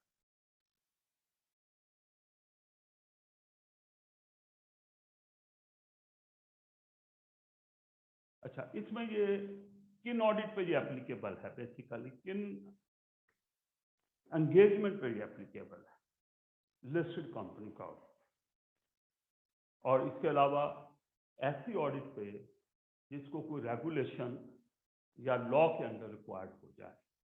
जैसे मैं एग्जांपल देता हूँ, पाकिस्तान में पब्लिक इंटरेस्ट एंटिटी का लफ्ज़ हम यूज़ करते हैं, वो लिस्टेड कंपनी से बढ़ के है, तो मेरा उस पर बहुत ऑब्जेक्शन है। जो हमारे थर्ड शेड्यूल में पब्लिक इंटरेस्ट एंटिटी का कॉन्सेप्ट है वो ठीक नहीं है, right. We had a meeting with the SCP जब ये ऑडिट ओवरसाइट बोर्ड बन रहा था। अब मैंने इनको 25 कंट्री की रिसर्च शेयर की थी कि पब्लिक इंटरेस्ट एंटिटी की क्या डेफिनेशन। अभी आपकी एक पब्लिक सेक्टर की छोटी सी कंपनी भी पब्लिक इंटरेस्ट एंटिटी कहलाती है, विच इज नॉट राइट। वो सिग्निफिकेंट पब्लिक सेक्टर कंपनी तो आ सकती हैं लेकिन नॉट एवरीवन। तो वो बेसिकली अब लॉ ने यहाँ पे हमें फोर्स कर दिया है कि हम उन कंपनीज को भी लाएंगे इसमें कि वो रिस्क बेस्ड हो गई। और तीसरी चीज़ है कि फर्म खुद डिटरमिन करे कि किस किस्म की असाइनमेंट रिस्क बेस्ड हैं और उसके ऊपर वो अपना ये PQR रिव्यू करवाए। इसमें मैं आपसे ये काफ़ी वाइडर पॉइंट है, मैं इस पर एक आपसे एग्जांपल शेयर कर रहा हूँ कि एक डॉक्यूमेंट है कि जिसमें ये फर्म ने आइडेंटिफाई करना है कि लिस्टेड और लॉ के मुताबिक जिनको करना है उसके अलावा कौन सी और कंपनी हो सकती हैं। तो उसमें वो ये देखते हैं कि ऐसी एंगेजमेंट जिसके स्टेक होल्डर बहुत ज़्यादा है, जिसमें इंडिपेंडेंस का प्रॉब्लम आ सकता है, जैसे फैमिलियरिटी थ्रेट हो सकती है, जैसे उसकी फीस टू मच डिपेंडेंस हो सकती है, या ऐसी एंगेजमेंट जिसके रिस्क फैक्टर ज़्यादा हैं, तो उनको फिर वो कहा जाता है कि उसका भी EQR किया जाएगा। लेट मी टेक यू ये मैंने एक क्वालिटी कंट्रोल मैनुअल से ये मैंने एक्सट्रैक्ट लिया है कि ये असेसमेंट हो रही है कि क्या एंगेजमेंट क्वालिटी रिव्यू चाहिए, एंगेजमेंट रिव्यू चाहिए या नहीं चाहिए। तो उसमें एक चीज़ तो ये लिस्टेड कंपनी है, एथिकल इशू है, जैसे मैंने कहा फैमिलियरिटी थ्रेट एग्जिस्ट करती है, काफ़ी देर से ऑडिट हो रहा है, वही एंगेजमेंट पार्टनर है, वो तो हमारे यहाँ 5 साल के बाद रोटेशन आ गई है, हम कह रहे हैं एंगेजमेंट पार्टनर कम से कम चेंज करो। या स्टाफ में ऐसे हैं लोग जिनकी कुछ रिलेशनशिप हो सकती है या वो लंबे अरसे से हैं, staff even engagement team, not only engagement partner, entry is high risk. जैसे अभी मैंने कहा significant public sector entry, not every public sector entry, significant public sector entry. और मेजर पेंशन फंड्स हैं, नॉट फॉर प्रॉफिट एंटिटी हैं जिनकी एक thresh hold revenue की कंट्रीब्यूशन जो कलेक्ट हुई है एक हद से ज़्यादा है। स्पेशलाइज्ड इंडस्ट्री है, जैसे फाइनेंशियल सेक्टर होता है, ऑयल एंड गैस है, इसका स्पेशलाइज्ड इंडस्ट्रीज हैं। हाई प्रोफाइल है, जैसे GWD की बात हम करते हैं, शुगर मिल की, Vikas Ramzan sugar mill, Chaudhry sugar mill, this are high profile engagement. तो उसमें आपको देखना होगा अगर रेवेन्यू एक अमाउंट से एक्सीड करता हो। इसी तरह specific high risk factor exist करते हैं, राइट। जैसे एसएमई का जो हमारा ऑडिट उस है स्टैंडर्ड ऑफ अकाउंटिंग, उसके ऊपर कंप्लायंस होती है, जैसे आईएफएस है। तो पाकिस्तान में आईएफएस किस पे है? 2 पे है।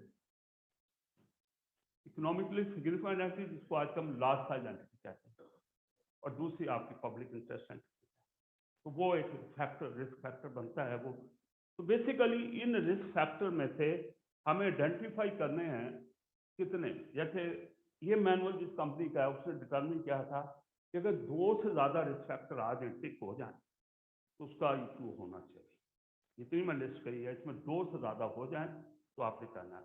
कंपनी खुद में भी एक फर्म के 3 से ज़्यादा हो, मैं फर्म के 4 से ज़्यादा हो, but they have to make a policy, objective को सामने रख के, रिस्क को सामने रख के they have to make a policy बताए। तो उस एंड पे फिर उन्होंने डिसाइड करना है कि अपनी जजमेंट में ये एंगेजमेंट क्वालिटी रिव्यू चाहिए जाना चाहिए। ये मैं तीसरी केस की बात कर रहा था। लिस्टेड कंपनी में चाहिए, ऐसी कंपनी जिसमें लॉ रेगुलेशन रिक्वायर करते चाहिए। मैं तीसरी केस था कि अदर भी कहा था डिटरमिन करें, and this is for that they have to decide that उसके लिए रिक्वायरमेंट है या नहीं है। अच्छा, अपॉइंटमेंट कौन करेगा?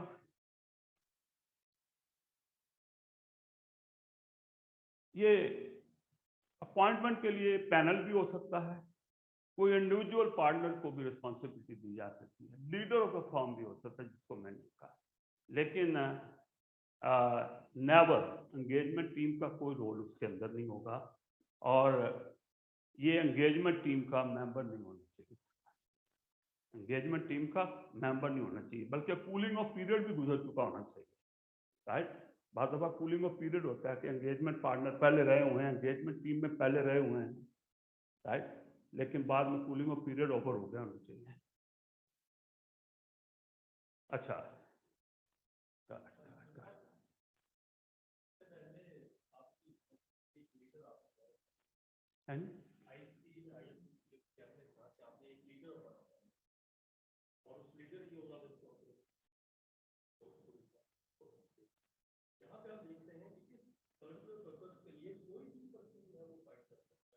जी देखें, वो आइडेंटिफाई करना पड़ेगा कि किसने अपॉइंट करना। फर्म को अपनी पॉलिसी में लाना पड़ेगा, अपनी पॉलिसी में लाना पड़ेगा कि क्या वो पैनल और कमेटी है जो करेगी या एक इंडिविजुअल करेगा। इंडिविजुअल है तो क्या वो एथिक पार्टनर है, क्वालिटी कंट्रोल पार्टनर है, या वो लीडर ऑफ द है, मैनेजिंग पार्टनर है।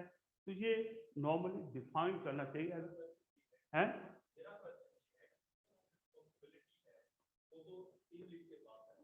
किसके पास है?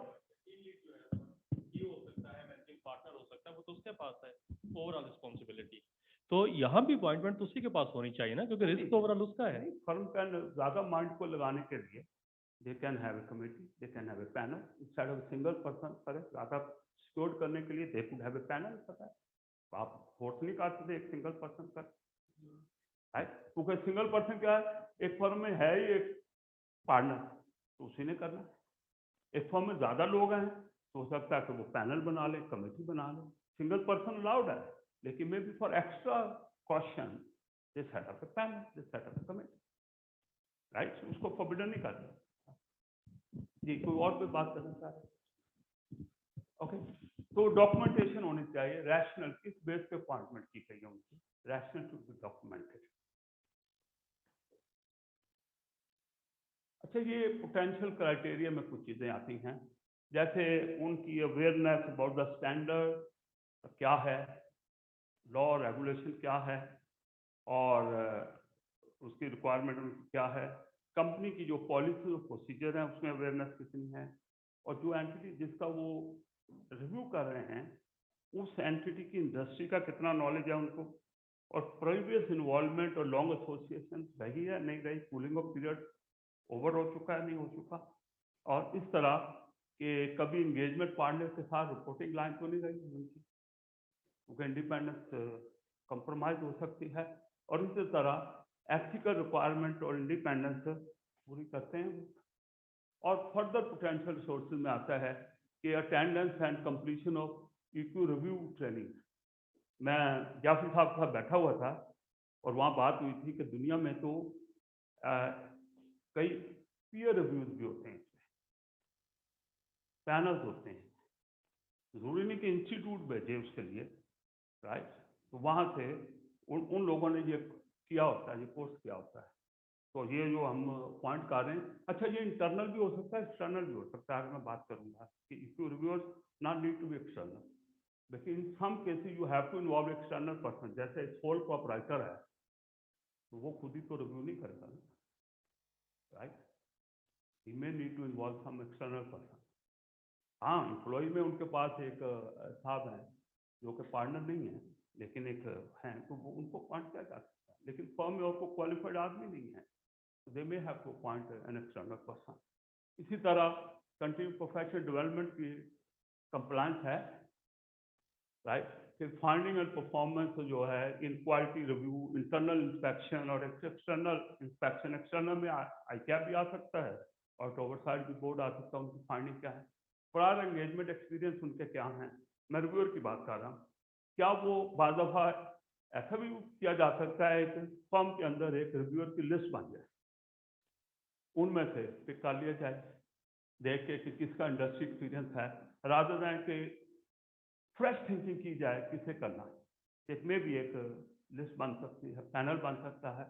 तो इस तरह जो है उसके पास क्या टाइम है ना, उसकी कोई अपकमिंग दूसरी क्लाइंट एंगेजमेंट क्या आ रही है, क्योंकि it has to be completed before the signing of the audit report. तो उसमें बॉटलनेक तो नहीं आ जाएगी। We have to consider that when we make the appointment.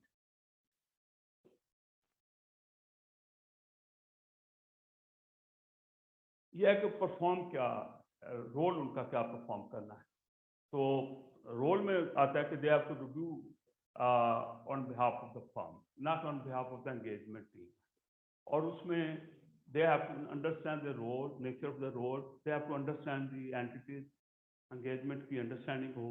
Overall responsibility even staff use किया जा रहा है इसी रिव्यूअर की है। ओवरऑल रिस्पॉन्सिबिलिटी जिस तरह एंगेजमेंट पार्टनर की रिस्पॉन्सिबिलिटी है, even team of engagement team use हो रही है, ओवरऑल रिस्पॉन्सिबिलिटी एंगेजमेंट पार्टनर इधर भी, इवन यूजिंग द असिस्टेंट और timely involvement all stages of engagement. ये नहीं है कि फाइल मुकम्मल होके आ गई and now is handed over, ये पहले था, पहले वाले में ये मना ये रिक्वायर्ड नहीं था। अब सारी स्टेजेस पे इनकी इन्वॉल्वमेंट आएगी, राइट। और स्टेजेस क्या है मैं बात करता हूँ थोड़ी देर तक। अच्छा, काम क्या है? काम सिर्फ ये है, objective evaluation, significant judgment made by the engagement team and the conclusion they have reached. This is objective evaluation of that basically.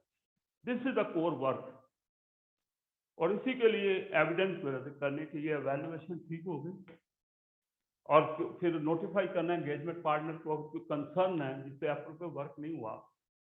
और उससे ज़्यादा भी काम हो सकता है कि अपनी ऑब्जेक्टिविटी को थ्रेट नहीं आने देनी, जैसे कहा है कि वो इंडिपेंडेंट होना चाहिए, ऐसी रिक्वायरमेंट मीट होनी चाहिए। और कुछ केसेस ऐसे हो सकते हैं कि एंगेजमेंट पार्टनर से ऊपर भी बताना पड़ सकता है, जो लीडरशिप गवर्नेंस जो है उनको हो सकता है वो डेफिशिएंसी बतानी हो, क्योंकि वो वाइडर्स वो एग्जिस्ट या वो कंप्लीट नहीं किया जा सकता रिव्यू, या डेफिशिएंसी सिग्निफिकेंट नेचर की हैं, तो दैट हैज टू बी। ये अगेन हम कह रहे हैं जिस तरह एक टीम जो है अपने आप को डायरेक्ट सुपरवाइज रिव्यू करती है, उसी तरह इसने भी अपने साथ जो स्टाफ एंगेज किया हुआ है उसको डायरेक्ट सुपरवाइज उसको वर्क को रिव्यू करना है। This is the requirement.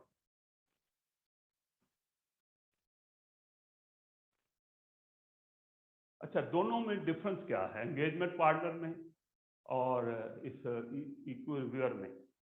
उनका सिर्फ एक ये काम है एंगेजमेंट पार्टनर का कि एंगेजमेंट की जो परफॉर्मेंस है वो प्रॉपर हुई है, सारे प्रोसीजर अप्लाई किए गए, सारे स्टैंडर्ड लीगल रिक्वायरमेंट पूरी की गई है और ऑडिट रिपोर्ट जो अप्रोप्रिएट है, राइट। तो this is what the requirement is of the engagement partner. अच्छा, ये कौन हो सकते हैं? पार्टनर भी हो सकते हैं अदर इंडिविजुअल भी हो सकते हैं। Here the concept. पाकिस्तान में हमारा जो सी ऑर्डिनेंस है वो रिक्वायर करता है हैज टू बी पार्टनर, लेकिन international this is not required. एक रिस्पॉन्सिबल इंडिविजुअल हो सकता है, क्वालिफाइड आदमी है, फर्म के अंदर जॉब करता है, आपने इंस्टीट्यूट को उसका नाम दिया हुआ है रिस्पॉन्सिबल इंडिविजुअल में, he can be the engagement head of that. इसलिए ये मेंशन है वहां पे, are other individual, other mean not partner appointed by the firm. अच्छा, यहाँ भी has to maybe a partner, maybe an individual in the firm or outside the firm, within firm भी हो सकते हैं। जैसे मैंने कहा सोल प्रोप्राइटर है, क्वालिफाइड एम्प्लॉय है उनके पास, he can perform this role, right. अगर वो भी नहीं है तो फिर क्वेश्चन आएगा who will perform this role. फिर क्या है, फर्म को आपस में अरेंजमेंट करनी पड़ेगी, छोटी फर्म्स को आपस में अरेंजमेंट करनी पड़ेगी। मेरी कुछ फाइलें आपने देख लेनी है, आपकी फाइलें मैं देख सकता हूँ, या मे बी रेसिप्रोकल में इंडिपेंडेंस इम्पेयर हो सकता है। You scratch my back, I scratch, right. उसमें हो सकता है 3-4 ऐसे हो वो कर दे, लेकिन एक पूल में 4-5 लोग हैं, ताकि ये वाला ना हो कि आपने मेरा कर लिया। तो आपको अरेंजमेंट शायद करनी पड़े इसके लिए, खासकर छोटी फर्म के लिए ये बात ऊपर कारण, क्योंकि इसका स्केलेबिलिटी से नहीं है, इसमें स्केलेबिलिटी नहीं है। छोटी फर्म है तो कोई रियायत है, कोई रियायत नहीं है, और लिस्टेड कंपनी है, एंगेजमेंट रिव्यू होना ही होना है। इसमें जिस तरह इन्होंने कहा स्केलेबिलिटी है, इसमें स्केलेबिलिटी नहीं है। ये एक रेगुलेशन के मुताबिक इक्यू चाहिए, इवन छोटी फर्म है चाहिए, सारा कुछ यही करना पड़ेगा जो यहाँ मैं बात कर रहा हूँ। तो यहाँ नो स्केलेबिलिटी, बिकॉज है जी, मैंने क्लाइंट तो बता दिए ना जिनकी बात हो रही है, उन्हीं की बात हो रही है। हाँ, लिस्टेड है, पब्लिक इंटरेस्ट एंटिटी है जो लिस्टेड नहीं है, गवर्नमेंट की छोटी सी कंपनी इन्होंने डाल दी है थर्ड शेड्यूल में, और उन्हें अपने यूओबी के फ्रेमवर्क में भी डाल दिए पब्लिक इंटरेस्ट एंटिटी, राइट। बहुत खराबी है ये, बहुत खराबी है। इनका काम भी बहुत अननेसेसरी बढ़ा हुआ है, बहुत बड़ा। अभी तो काम किया नहीं इन्होंने फुल स्केल पे, बट प्रैक्टिस काम हुआ है। अगर जो फुल स्केल क्वालिटी लाना चाहें, लग पता जाए तो पब्लिक इंटरेस्ट एंटिटी की डेफिनेशन पे बैक करना पड़ेगा, राइट। वो दुनिया भर में जो लिस्टेड कंपनी है या हाईली सिग्निफिकेंट पब्लिक कंपनी होती है, राइट। सो क्या करना है, वही मैंने कहा, ऑब्जेक्टिव एवेल्यूएशन करनी है किस चीज़ों की, सिग्निफिकेंट जजमेंट जो की गई है। आजकल हमें की ऑडिट मैटर भी कहते हैं, वो क्या वो ठीक है या उसके अलावा भी होने चाहिए, और कंक्लूजन जो रीच की गई हैं are they appropriate, this is what they have to perform. लेकिन this is very important, this task has to be completed before the signing of the audit, this is must, it can not be done later. बाकी के लिए तो आपके पास वो है assembly period 60 days का, इसके लिए 60 डेज का कोई पीरियड नहीं है, राइट।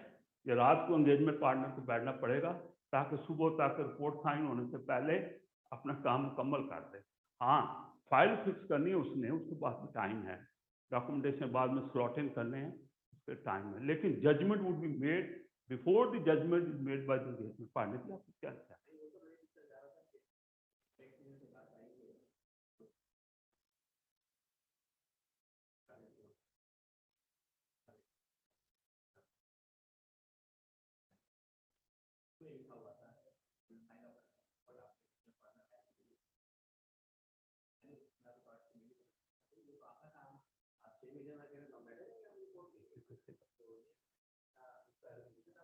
नहीं, हाँ, उसमें देखें वो आपने जो कुछ भेजा है ना, एक की ऑडिट मैटर सारा कुछ करके भेजा है, क्लीन रिपोर्ट भेजी है या क्वालिफिकेशन के साथ भेजी है। अब आप कह रहे हैं, अब आप कह रहे हैं कि जनाब अभी डेट, चूँकि मैंने साइन नहीं की, डेट अभी नहीं आई, तो लेकिन subject to the review of the engagement review, मेरा ख्याल है कि वो उसमें तो बहुत चेंजेस ला सकती है, राइट। वो एंगेजमेंट रिव्यू वाला करेगा तो वो डेफिशिएंसी निकलेगी, हो सकता है वो क्वालिफिकेशन निकले उसके कहने से, राइट। वो ड्रेस नहीं हो सकती, बाकी तो फाइल वर्क तो हो सकता है, फर्दर प्रोसीजर तो हो सकते हैं उसके कहने पे, लेकिन जो डेफिशिएंसी की ऑडिट मैटर में जिस तरह ड्रेस नहीं किए गए, तो मेरा ख्याल है जो उससे पहले करना रादर दैन कि वो सब्जेक्ट टू लिख के भेज दें, तो सब्जेक्ट टू लिख के भेजने में तो आपके पास ज़्यादा 5-4 खाते होंगे, क्योंकि उसमें तो नॉर्मली आप पूछते हैं कि आपने हमें कौन सी रेजोल्यूशन प्रोवाइड करनी है, कौन सी अप्रूवल प्रोवाइड करनी है, कौन से आपने डॉक्यूमेंट रहते हैं वो आपने देने हैं, चंद वो कंपनी की बेस पे होता है, राइट। तो वो सिर्फ आपने इसलिए वो लिखा होता था पहले कि हो सकता है कि वो जो पोस्ट बैलेंस शीट इवेंट कोई होता है ना, वो अराइज हो जाए by the time you sign, ताकि वो ड्रेस हो जाए, तो इसलिए आप प्रिकॉशनरी तौर पर लिखते हैं। लेकिन ये लिख देना कि अभी हमारा वो इक्वार हुआ ही नहीं है, अभी उस पर सब्जेक्ट टू है ये। तो अच्छा, ये देखें मैंने जो कहा था ना सब स्टेजेस पे इन्वॉल्व होना है, तो ये स्टेजेस होती है ऑडिट की। स्कोपिंग जो है, राइट, कब होना है, किसने करना है, कौन इन्वॉल्व होगा वगैरह। Identifying assessing the audit risk, ये ऑडिट रिस्क की बात हो रही है, ये क्वालिटी रिस्क की बात नहीं हो रही। Designing the audit procedure, responsibility जिसको कहते हैं, documenting the audit evidence, reporting, इस सब में that king has to be involve. पहले सिर्फ इधर इन्वॉल्व होते थे मोस्टली, इस वक्त ये होते थे इन्वॉल्व, एविडेंस देखते थे, फाइल बनी बनाई थे और रिपोर्टिंग देख के होता था। अब ये चीजें इन्वॉल्व करते हैं उसका। तो यानी आपको अब पहले जरूरी नहीं था कि आप एंगेजमेंट क्वालिटी रिव्यूअर का नाम पहले डिसाइड, डिसाइड हो गया होना है, independent of the engagement team होंगे साथ, और आप करवा लें उसको, जो अवेलेबल है उसको करवा लीजिएगा, क्योंकि वो करेक्टरिस्टिक रखते हैं। लेकिन इसमें अगर शुरू में नेम नहीं करेंगे तो ये काम नहीं हो सकेगा, शुरू में ही नेम करना पड़ेगा, शुरू में अपॉइंटमेंट करनी पड़ेगी। अच्छा, ये रिक्वायरमेंट जो है कुछ तो पुरानी है, कुछ एक्सपैंड की गई है। ये एक्सपैंड की गई है, पहले भी थी। सिग्निफिकेंट जजमेंट और सिग्निफिकेंट मैटर के ऊपर जो है वो किस तरह हैं, कंक्लूजन रीच हुई है। प्रोफेशनल स्केप्टिज्म पे भी न्यू रिक्वायरमेंट आ गई है कि चेक करना उसने कि प्रोफेशनल स्केप्टिज्म एप्रोप्रिएट था कि था या नहीं था, और ये जो एंगेजमेंट पार्टनर की इन्वॉल्वमेंट जो है वो सफिशिएंट है सारे प्रोसेस में कि नहीं, ये भी उसने देखना है। एंगेजमेंट पार्टनर सिर्फ साइनिंग ऑफ के लिए तो इन्वॉल्व नहीं हुआ, बहुत से हम ऑडिट करते रहे हैं कि एंगेजमेंट पार्टनर स्लाइट इन्वॉल्वमेंट और बाद में साइन ऑफ में, फाइल की चेकिंग में हैविली एंगेज हुआ। मैं एंगेजमेंट पार्टनर होता था और मैं 2 दिन के लिए सिर्फ डंडोर सीमेंट गया और वहाँ जाके चीज़ें देखी, और लेकिन वो इन्वॉल्वमेंट थ्रू आउट उस तरह नहीं होती जिस तरह वैसे जनरली यही मेंट किया जाता है कि होनी चाहिए। तो ये देखना है उन्होंने कि है या नहीं। अवैल्यूएट द बेसिस ऑफ डिटरमिन, तो एंगेजमेंट पार्ट ने इंडिपेंडेंट और एथिकल रिक्वायरमेंट को किस तरह वाउच किया है, इंडिपेंडेंस को, ये चेक है। और इस ये अभी इन्होंने कंसल्टेशन की बात की थी, जहाँ जरूरत है appropriate consultation take place, he will make sure, he will check it out. Okay, तो बेसिकली ये अपॉर्चुनिटी प्रोवाइड करता है कि आप एड्रेस करें अपनी क्वालिटी को। अच्छा, ये वही प्रोसीजर जो परफॉर्म की बात है, मैंने वही लिस्ट डाउन हुए हैं, I don't like to go again to that. तो ये मैंने कंसल्टेशन की बात की है कि क्या कंसल्टेशन प्रॉपर हुई है और डिफरेंस ओपिनियन को किस तरह सॉर्ट आउट किया गया है, क्योंकि कंसल्टेशन 2 मैटर में रिक्वायर्ड होती है, कंटेंशियस मैटर जो होते हैं, राइट, या डिफरेंस ओपिनियन जहाँ होती है वहाँ पे कंसल्टेशन आती है। अच्छा, ये तो था कि इस साहब ने एंगेजमेंट पार्टनर को डेफिशिएंसी बतानी है ताकि किस सब तारीख रिपोर्ट के अंदर, प्रोसीजर के अंदर, फाइल के अंदर, डॉक्यूमेंटेशन के अंदर। लेकिन अगर वो pattern of significant audit quality की डेफिशिएंसी हैं, तो फिर जो लोग टॉप वाले हैं, गवर्नेंस वाले हैं फर्म में, लीडरशिप वाले हैं, कमेटी है, पैनल है क्वालिटी का, उन तक जाए। ओके, तो ये ही हैज टू अंडरस्टैंड कि पर्पस पता क्या है, ही शुड एक्सपेक्ट कि कौन सी एरियाज में जजमेंट बनेगी, ही शुड एक्सपेक्ट दैट, और उसमें देखना है कि कौन सी सिग्निफिकेंट मैटर जैसे जजमेंट इन स्टेजेस पे आएंगे, ऑडिट के इन स्टेजेस पे आएंगे, 4 स्टेजेस पर।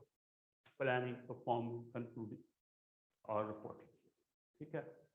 और अगर वो असाइनमेंट से न्यू है, जिस तरह के एंगेजमेंट पार्टनर न्यू होता है, जो टीम मेंबर, तो क्या होता है, पिछली फाइल को देखा, दैट्स व्हाट वी सेंड। क्या आप पिछली जो रिव्यू हुआ है किसी और ने किया था, वो देखें कि उसमें क्या मैटर आए थे, क्या, तो वो इस दफा भी आने के चांस हैं या उससे ज़्यादा आने के चांस हैं।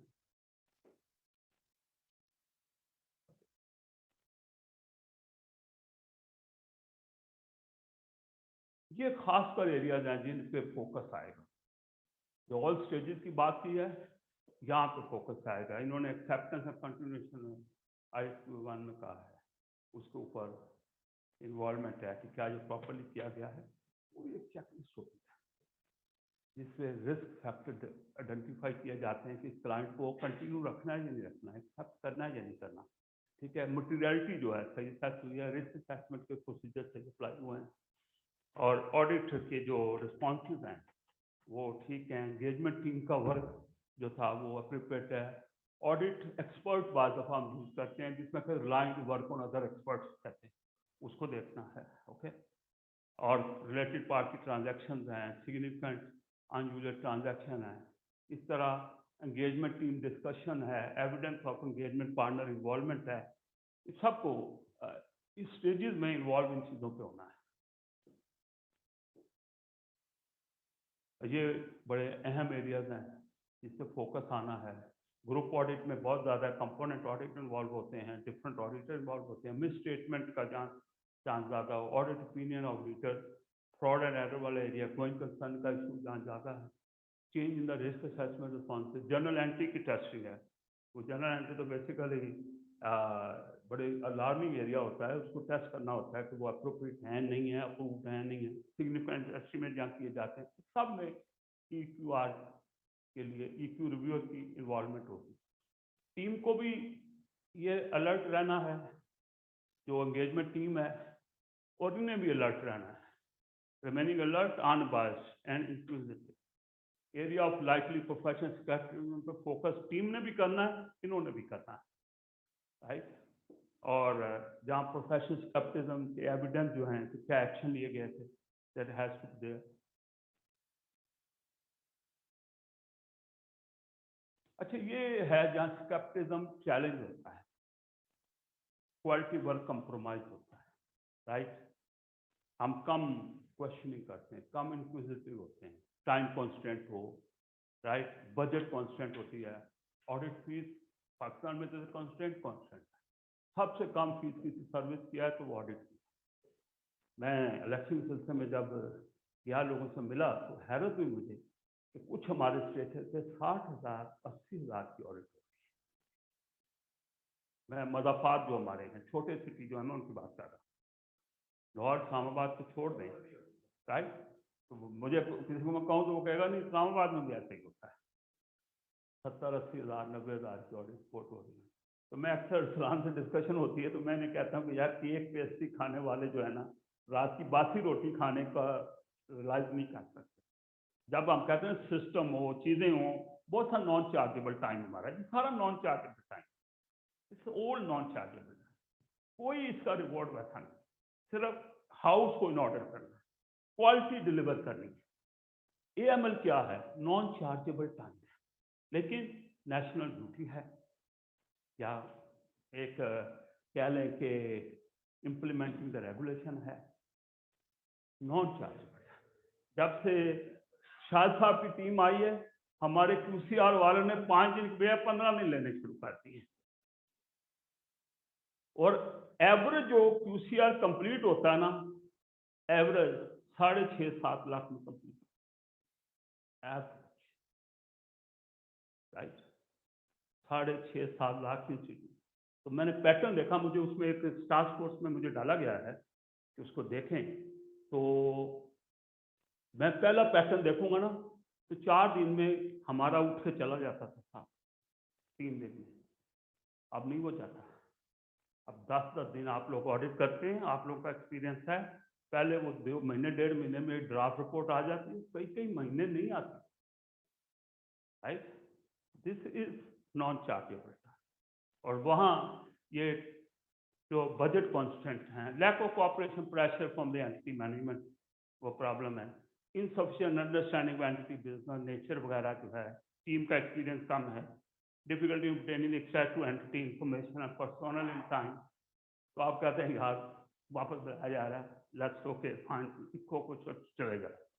Over reliance on automated tool, जी ये सिस्टम से जनरेट हुआ डाटा, ये तो ठीक ही होगा, जो कहते हैं ना ऑडिट थ्रू द मशीन, वो हम कहते हैं ये प्रोड्यूस बाय दैट है।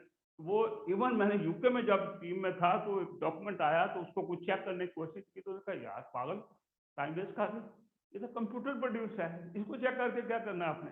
वो नहीं पता कि उसके अंदर कुछ मैनिपुलेशन, बग्स, कुछ चीज़ हो सकती है, राइट। ये कुछ बायस हैं, अवेलेबिलिटी बायस, क्या है कि जो लेटेस्ट इनवॉइसेस अवेलेबल हैं उनको टेस्ट कर दो बस, ठीक है, राइट। पीछे जाओगे, फाइलें ढूंढनी पड़ेगी, काम करना पड़ेगा, तो ये अवेलेबिलिटी बायस होता है जो स्केप्टिसिज्म को अड्रेस करता है। कंफर्मेशन बायस, क्या हम करते हैं, जो चीज़ें कोरोबोरेट एविडेंस को कार्य होते हैं उन पर ज़्यादा फोकस होता है, कॉन्ट्राडिक्ट जो कार्य होती है तो हमारा फोकस ज़्यादा नहीं होता, राइट। इसी तरह ग्रुप थिंकिंग, चार लोग इकट्ठे कि ये क्लाइंट में फ्रॉड कैसे हो सकता है, फ्रॉड असेसमेंट को कर रहे हैं तो चारों माइंड लगा रहे हैं, तीन एक तरफ हो गए तो वो चीज नहीं हो सकती, ज्यादा नहीं देखा, ज्यादा का फैसला है, बायस हो गए। ओवर कॉन्फिडेंस बायस, यानी overestimate the ability to assess risk, और एंकरिंग बायस कि इनिशियल और प्री एग्जिस्टिंग इंफॉर्मेशन जो है उस पर ज़्यादा डिपेंड कर लिया। और लास्ट है ऑटोमेशन बायस, जो मैं इधर बात की है कि computer generated, automatic generated data को हम ज़्यादा प्रेफरेंस दे देते हैं, तो स्केप्टिज्म जो है वहाँ लो हो जाता है। अच्छा आता है,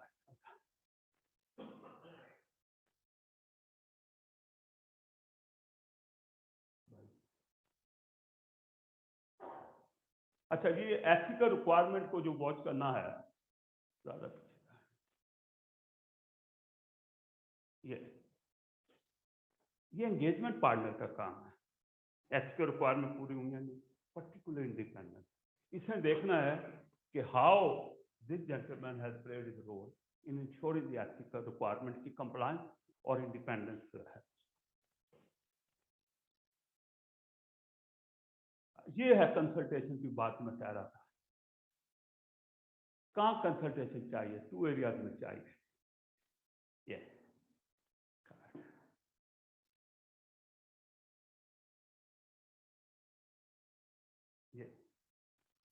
कंटेंशियस इशू कौन सा है, ईसीएल बहुत बड़ा कंटेंशियस इशू है, जिसको एक्सपेक्टेड क्रेडिट लॉसेस हम कह रहे हैं।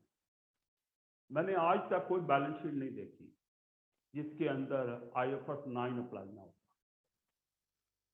मैंने लाखों बैलेंस शीटें देखी हैं जिसमें IAS 2, IAS 16 अप्लाई नहीं है, ही नहीं हुआ, ना स्टॉक है ना प्रॉपर्टी प्लांट, ऐसी बैलेंस शीटें देखी हमने, राइट, लेकिन कोई बैलेंस शीट नहीं देखी जिसके अंदर IFRS 9 नहीं हुआ, राइट। कोई बैलेंस आप नहीं देखें, मैं चैलेंज करता हूँ आप नहीं देखें। फाइनेंशियल एसेट, फाइनेंशियल लायबिलिटी की डेफिनेशन देख लें तो कोई चीज़ इनके कोई ना कोई इनमें से जरूर, right.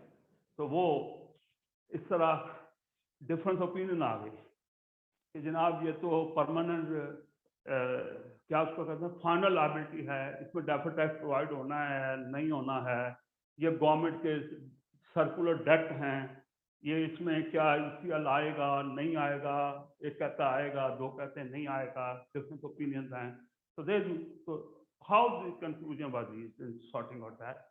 So this is also the engagement partner's job. अच्छा, sufficient time, appropriate, sufficient involvement हुई है पार्टनर की या नहीं, एंगेजमेंट पार्टनर की, ये चेक किया जा रहा है, राइट। तो ये इंक्रीज फोकस एरिया स्टैंडर्ड में बनाया गया है, इतना इंक्रीज पहले नहीं था कि एप्रोप्रिएटनेस ऑफ इन्वॉल्वमेंट। फिर एंगेजमेंट पार्टनर को अपनी सेल्फ असेसमेंट करनी चाहिए, जिसको ये देख सके कहाँ कहाँ इन्वॉल्वमेंट हुई है, रादर कि वो इंटरव्यू करना शुरू करते कि आप कहाँ कहाँ इन्वॉल्व हुए थे, राइट। और उसके बाद इंडिकेटर फाइंड करने चाहिए जहाँ इन्वॉल्वमेंट की मिसिंग नजर आए, ऐसे इंडिकेटर ढूंढने चाहिए ताकि क्वेश्चन करें और अपना रिस्पॉन्स उस पर लें, ओके। फाइनेंशियल स्टेटमेंट और रिपोर्ट अप्रोप्रिएट है, बेसिक इशू ये है, राइट? जो disclosure of significant matter, even की मैटर हुआ है, वो प्रॉपर है कि नहीं, क्या और भी हो सकते थे, is going to look at. जो इंक्लूड किए हैं उनमें हो सकता है एक्सक्लूड भी हो सकते हैं, तो हो सकता है फर्दर हैं जो कि मिस किए जा रहे हैं, दैट्स ऑल एज रिक्वायरमेंट, ठीक है। ये कितनी इन्वॉल्वमेंट ज़्यादा चाहिए डिपेंड करता है इन चीज़ों पे, जो उनमें अक्सर बातें मैं कर चुका हूँ आपसे। अच्छा हाँ, एक चीज़ सिर्फ मैं बताना चाह रहा हूँ,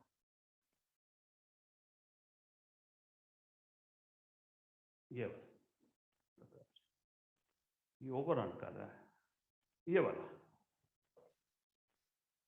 कि जो deficiency and remedial action related to the firm's internal inspection process जो था या प्रोसीजर जैसा, नेटवर्क फर्म्स हैं, आप जो किसी फर्मों के साथ एफिलिएट्स हैं या उनके मेंबर हैं नेटवर्क के, तो वो भी आके काम करते हैं, इस तरह एक्सटर्नल इंस्पेक्शन होती है। या मैं एओबी की बात भी करूँगा, क्यूएबी की बात करूँगा, तो उनको भी अगर देखें तो अगर उसमें से आपको चीज़ें नज़र आती हैं जो पास में हुई हैं उन एंगेजमेंट में, तो they are so required more involvement, more nature and timing of the centre work, ठीक है। थर्ड क्या है कि इसमें भी अपना कंप्रोमाइज नहीं होने देना अपनी प्रोफेशनल जजमेंट को, वास्टनेस की वजह से, कॉन्फ्लिक्ट ऑफ इंटरेस्ट की वजह से, undue influence of engagement team और एंगेज फॉर्म नहीं होना, has to not take under any professional activity जिससे इनकी अपनी इंडिपेंडेंस वगैरह जो है अफेक्ट हो। बस इसको भी सेल्फ रिव्यू हो सकता है कि जिस फाइल को आप देख रहे हैं, जिसमें एंगेजमेंट, उसमें कुछ पहले सिस्टम सेट किए हुए हैं, स्टडी की हुई है, उससे इंफॉर्मेशन आ रही है, तो ये सेल्फ रिव्यू हो सकता है। फेमिलियरिटी है कि अपनी फैमिली का, अपने क्लोज फ्रेंड या कोई एंगेजमेंट टीम में शामिल है। और इंटिमिडेशन है कि जनाब बहुत ज़्यादा किस्म का एंगेजमेंट पार्टनर है और ये टाइम मैं ख़त्म कर रहा हूँ भाई, ठीक है। तो उसमें ऐसा बंदा ना हो जो प्रेशर में आ सकता हो एक्चुअली परसीव, और फिर वो एंगेजमेंट टीम के absence of engagement partner decision making advises देने में, ओके नॉट ओके करने में इन्वॉल्व ना हो, ओके। कूलिंग ऑफ पीरियड मुकम्मल हो चुका हो, और वरना थ्रेट्स हैं, कूलिंग ऑफ पीरियड का इशू है, अपॉइंट ना करें, वरना हो गया अपॉइंट गलती से तो रिप्लेस।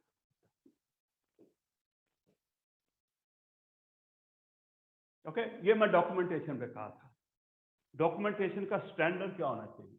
मैंने कहा जिस तरह वो डॉक्यूमेंटेशन का स्टैंडर्ड है एंगेजमेंट के लिए कि भाई इंडिपेंडेंट पर्सन जिसकी कोई इन्वॉल्वमेंट ऑडिट के अंदर ना हो, जब वो फाइल में से गो थ्रू हो तो वही वो भी डिसीजन करे जो इस एंगेजमेंट टीम ने कहा है। इसी तरह इसने रिव्यू किया है तो कोई और आदमी इसी कॉम्पिटेंस का, इसी नॉलेज का, इंडिपेंडेंट वो देखे उस फाइल को, जैसे एओबी वाले देखेंगे, आके क्यूसीआर वाले देखेंगे, तो वो इसी कम्युनिटी पे आते हैं।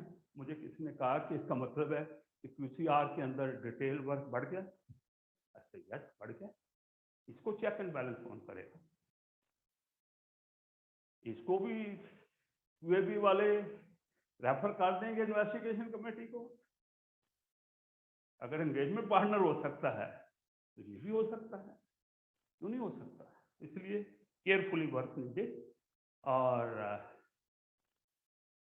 अच्छा, जो डॉक्यूमेंटेशन है कॉमर्स को ये जरूर करना है, उसका रिव्यूअर का आइडेंटिफिकेशन डॉक्यूमेंट जो उसने रिव्यू किए हैं, बेसिक, तभी तो वो देखेगा कौन कौन से डॉक्यूमेंट रिव्यू किए हैं, पूरे किए हैं, कम किए हैं, कौन से किए हैं, उस बेस पे क्या ओपिनियन बनी है, basis of completion of equal review and notification deficiency to engagement partner. मैंने कहा था अगर छोटी छोटी है तो एंगेजमेंट पार्टनर को बता दें, अगर सिस्टमेटिक है, एक सेट पैटर्न की है, तो फर्म को, लीडरशिप को बतानी होगी।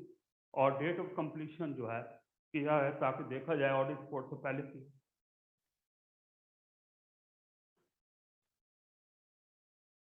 Okay, and I am completing है, कोई और इसके अंदर इशू नहीं है, वही है कि जो आपने डॉक्यूमेंटेशन करनी है इन फैक्टर के ऊपर है। ये जो फैक्टर्स मैंने जो लिस्ट किए हैं इन फैक्टर पे है। ज़्यादा कॉम्प्लेक्स किस्म की असाइनमेंट है, ज़्यादा डॉक्यूमेंटेशन चाहिए। नेचर ऑफ एंटिटी स्पेशलाइज्ड है, ज़्यादा चाहिए। Nature and complexity of engagement ज़्यादा है, ज़्यादा चाहिए वरना लेस चाहिए, यहाँ स्केलेबिलिटी आ सकती है, राइट। तो with this I thank you for being patient, क्योंकि असल में होता यह है कि हमें टाइम गुजरने का पता नहीं चलता, आप लोगों के लिए टाइम भारी हो रहा होता है, तो इसलिए दो एक्सपेक्टेशन गैप एग्जिस्ट करते हैं, राइट जी।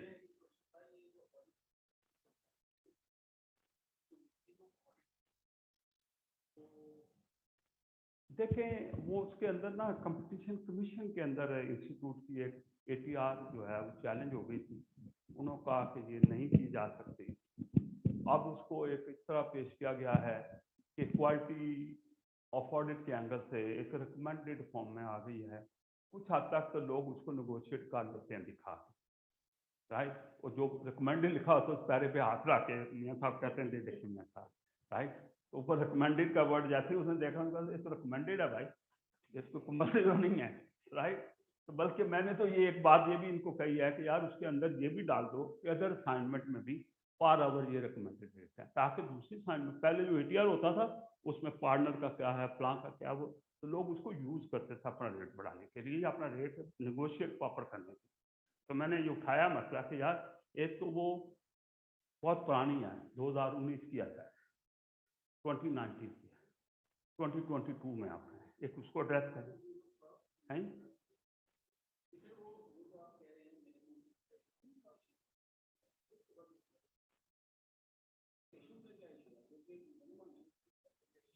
नहीं वो कहते हैं कि आपने मार्केट के रेट डिटर्मिन कर रहे हैं, जिससे सड़क पे जाए ना फ्रूट वाले हों, सारे कहते हैं जी 200 रुपये के किलो है, सारे कह रहे होते हैं, राइट। तो कार्टल बना हुआ होता है, तो वो कहते हैं आपने भी कार्टल बना लिया है, तो कोई भी नहीं कहेगा कि इससे कम ऑर्डर ठीक है।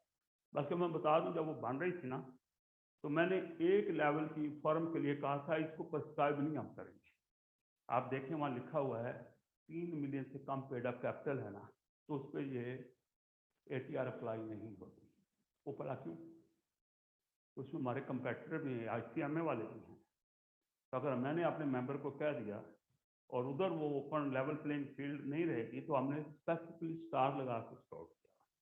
तो मैं समझता हूँ कि उसे रिवाइज होना चाहिए, क्योंकि वो केस कोर्ट में है आई कैप का, तो इसलिए वो सब्सिडाइज हो जाएगा। अगर उसको आज आप अमेंड करके कंपल्सरी लाएंगे, कोर्ट के अंदर वो केस है, वो अपनी कंपटीशन कमीशन को चैलेंज किया हुआ है, उस पर स्टे है, स्टे मीन स्टेटस को है, उसको आप नहीं कर सकते, तो इसलिए उसमें रिकमेंडेड किया है। लेकिन मैं कहता हूँ कि एक तो 3 साल गुजर गए उसको रिकमेंडेड को अमेंड कर, दूसरा उसके अंदर दूसरे रेट भी ले आए ताकि मेंबर हमारे जो उसको सेल कर सकते हैं उसको सेल करें उसको।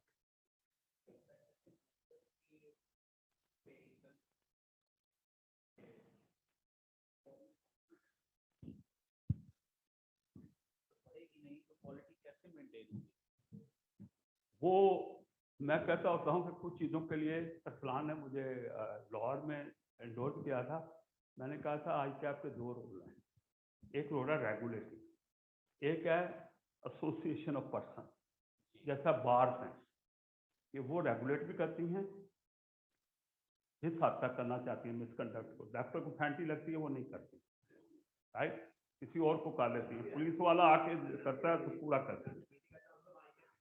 हाँ जी, दूसरी चीज जो है, नहीं नहीं नहीं नहीं, वो मैं कह रहा हूँ वो अपने मेंबर को रेगुलेट करती हैं, एक दूसरा वो प्रोटेक्ट, तो हमारे यहाँ शायद प्रोटेक्शन वाली कमी है, तो उन्होंने कहा था कि अगर कोई एसोसिएशन वर्क करे तो सबसे पहली बात होती है कि दे कैन गो टुगेदर कि हमारी ऑडिट फीस क्या हो, कम से कम इस पे तो इकट्ठे हो सकते हैं ना, कभी से कम नहीं चार्ज करेंगे। लेकिन उस एटीआर 14 के होते हुए लोगों ने 1.5 मिलियन की फीस ली और 5 लाख का चेक कैश वापस किया। ठीक है, रिकॉर्डिंग हो रही है, ज्यादा बात नहीं मैं करूंगा, ठीक है। ऐसे भी केस देखे कि 1.5 एटीआर के मुताबिक ली, वापस भेजा, उसमें से 1/3। हमें भी तो कुछ करना होगा क्वालिटी इंक्रीज करने के लिए। तो मैं पता क्या समझता हूँ, हमें रिव्यू एंगेजमेंट भी प्रोड्यूस करनी चाहिए, रिव्यू एंगेजमेंट भी, ये आप not for public interest entry, कम से कम स्मॉल एसएमई जो हैं उसमें आप रिव्यू एंगेजमेंट के ऑप्शन दे दें ऑडिट के, राइट। दुनिया में रिव्यू एंगेजमेंट है ऑलमोस्ट ऑडिट का अलग से वो $6,000 चार्ज कर रहे हैं, रिव्यू एंगेजमेंट का 4.5 5 और ऑडिट की फाइलें 7 बनती है, रिव्यू एंगेजमेंट की एक फाइल बनती है based on inquiry discussion and evidence, वो एक बनती है, तो आप उसमें भी ला सकते हैं, राइट। लेकिन उसमें वो दूसरा रोल लेना पड़ेगा आपको। हमको थर्ड शेड्यूल में 1 बिलियन से 800 मिलियन हुआ, उसको नहीं डिफेंड कर पाएगा। 15 साल पहले 1 बिलियन था उसमें, लार्ज कंपनी का 15 साल पहले, राइट, 15 ईयर बैक। और आज उसको अगर इन्फ्लेशन रेट से हो तो उसे 2.5 बिलियन होना चाहिए था। क्या हुआ, समीडा ने और स्टेट बैंक ने एसएमई की डेफिनेशन चेंज की, वो क्योंकि फाइनेंसिंग के लिए, उन पर्पज के लिए, हमने उठा के उसको रिपोर्टिंग फ्रेमवर्क में सेट किया। ये कुछ रेगुलेटर को, पॉलिसी मेकर को, हम सबको देखना होगा, ये कुछ चीजें नहीं हो रही सारा जिस तरह होनी चाहिए, रेस्पेक्ट टू प्रोफेशन में होती है। Thank you very much on being so patient.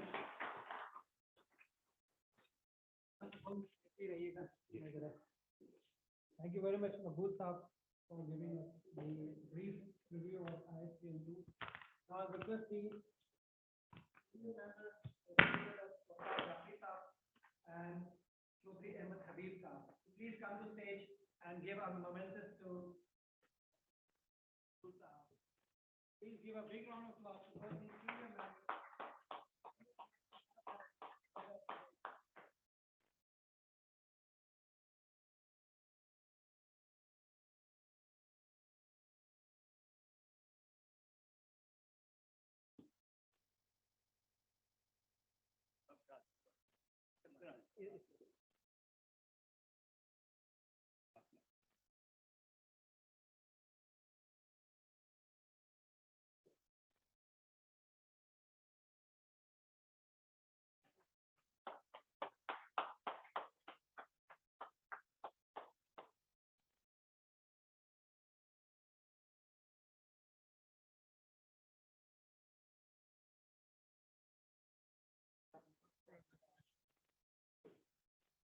And with this, we are taking a very short break of 10 minutes.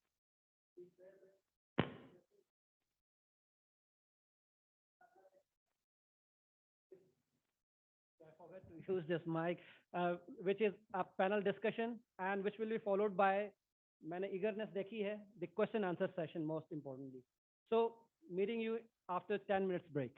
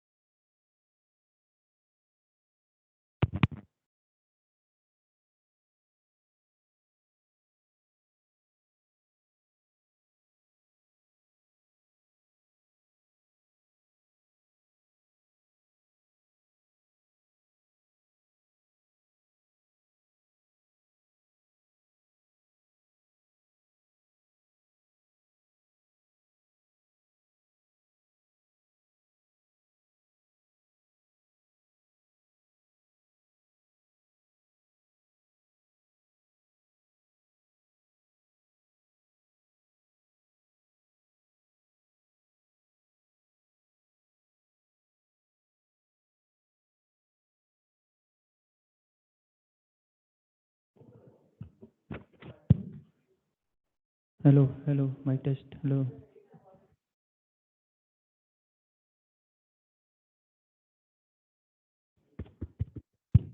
Hello, hello, hello, hello, hello, my test.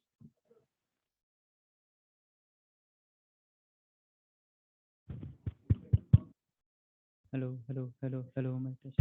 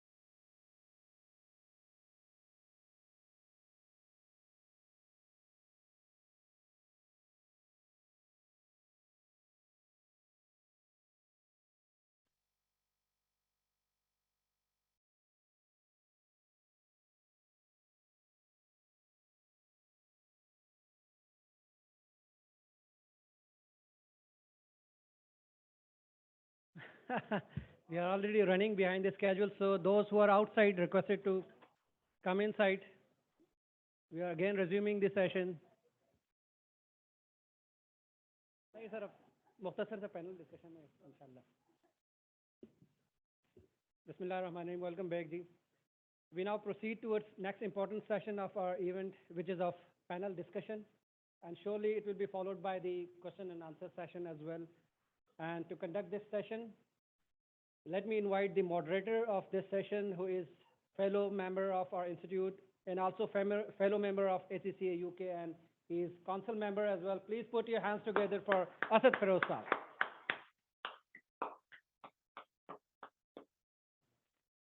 Now let me call the other panelists, the panel of experts as well. The first expert I am going to call is a fellow member of our institute. He is in practice for the last 3 decades, currently serving as a senior partner of Hussain Rathore and Company. His early career started from a Ferguson and Company. He has the liberty of undertaking the financial evaluation of bids for the construction of the important Islamabad Lahore motorway.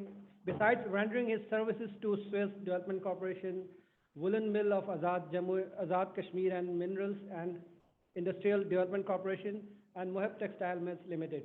He is currently serving on various board of directors, including Bank of Azad Jammu and Kashmir or Judicial, Islamabad Stock Exchange, SECP, Pakistan Broadcasting Corporation, and has also served as senior vice chairman of Standing Committee on WTO of the Federation of Pakistan Chamber of Commerce and Industry.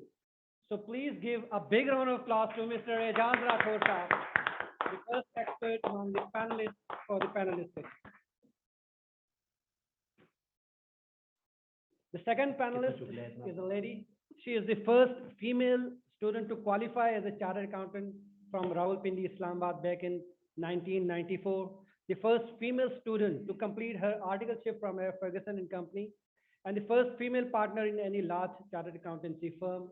She received the ICAPE CA Women Achievement Award back in 2017.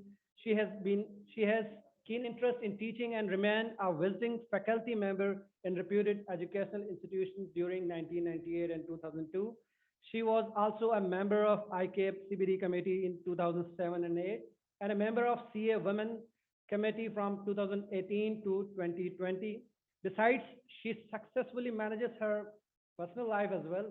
She is a mother of 2 and a very proud moment that her son is also a member of our institute. However, keeping in view the balance, her daughter is an architect, so away from accounts and finance. So please give a warm welcome to our lady expert, Ms. Ifat Hussain, the second panelist of today's panel discussion. So from here onwards, I got this. As a protocol, I have to announce this. So from here onward, I hand over the proceedings. Please call Arsalan Khalid sir. I also request Arsalan Khalid Saab, he is member of our council. If he's sitting, Yeah, he is the please chairman come of the to stage. committee.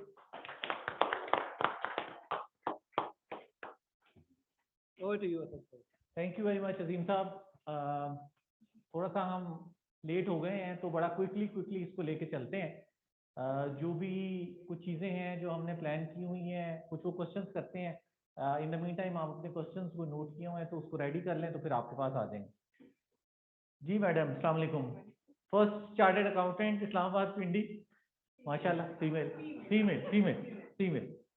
It's an honour. और हमारे profession के लिए बड़ी important चीज़ है कि females हों.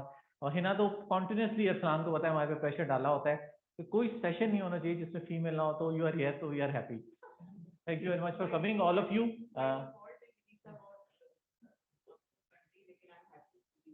Thank you very much for coming. Thank you for coming Rathore साहब, आपका भी और असलान का भी, all the way from Karachi in a bad weather.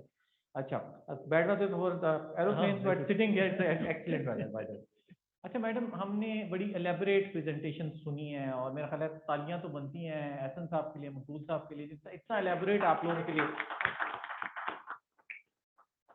अच्छा, ये सब सुनने के बाद जो पहली चीज़ जहन में आती है वो ये आती है कि आप सब प्रैक्टिस में हैं. मैडम आपकी तरफ पहले मैं आऊँगा. कौन से वो की चैलेंजेस हैं जो आपको नज़र आते हैं इस क्वालिटी मैनेजमेंट स्टैंडर्ड्स के अंदर? It was very elaborative. Everything was but for the firms, it is certainly the challenge for the firm in their time and resources, the time required, the resources required, the professional people required, the time of the engagement partner, and the rest of the team. Uh, matlab already it was already time and resources was required, but considering the latest challenges, we need now professional people.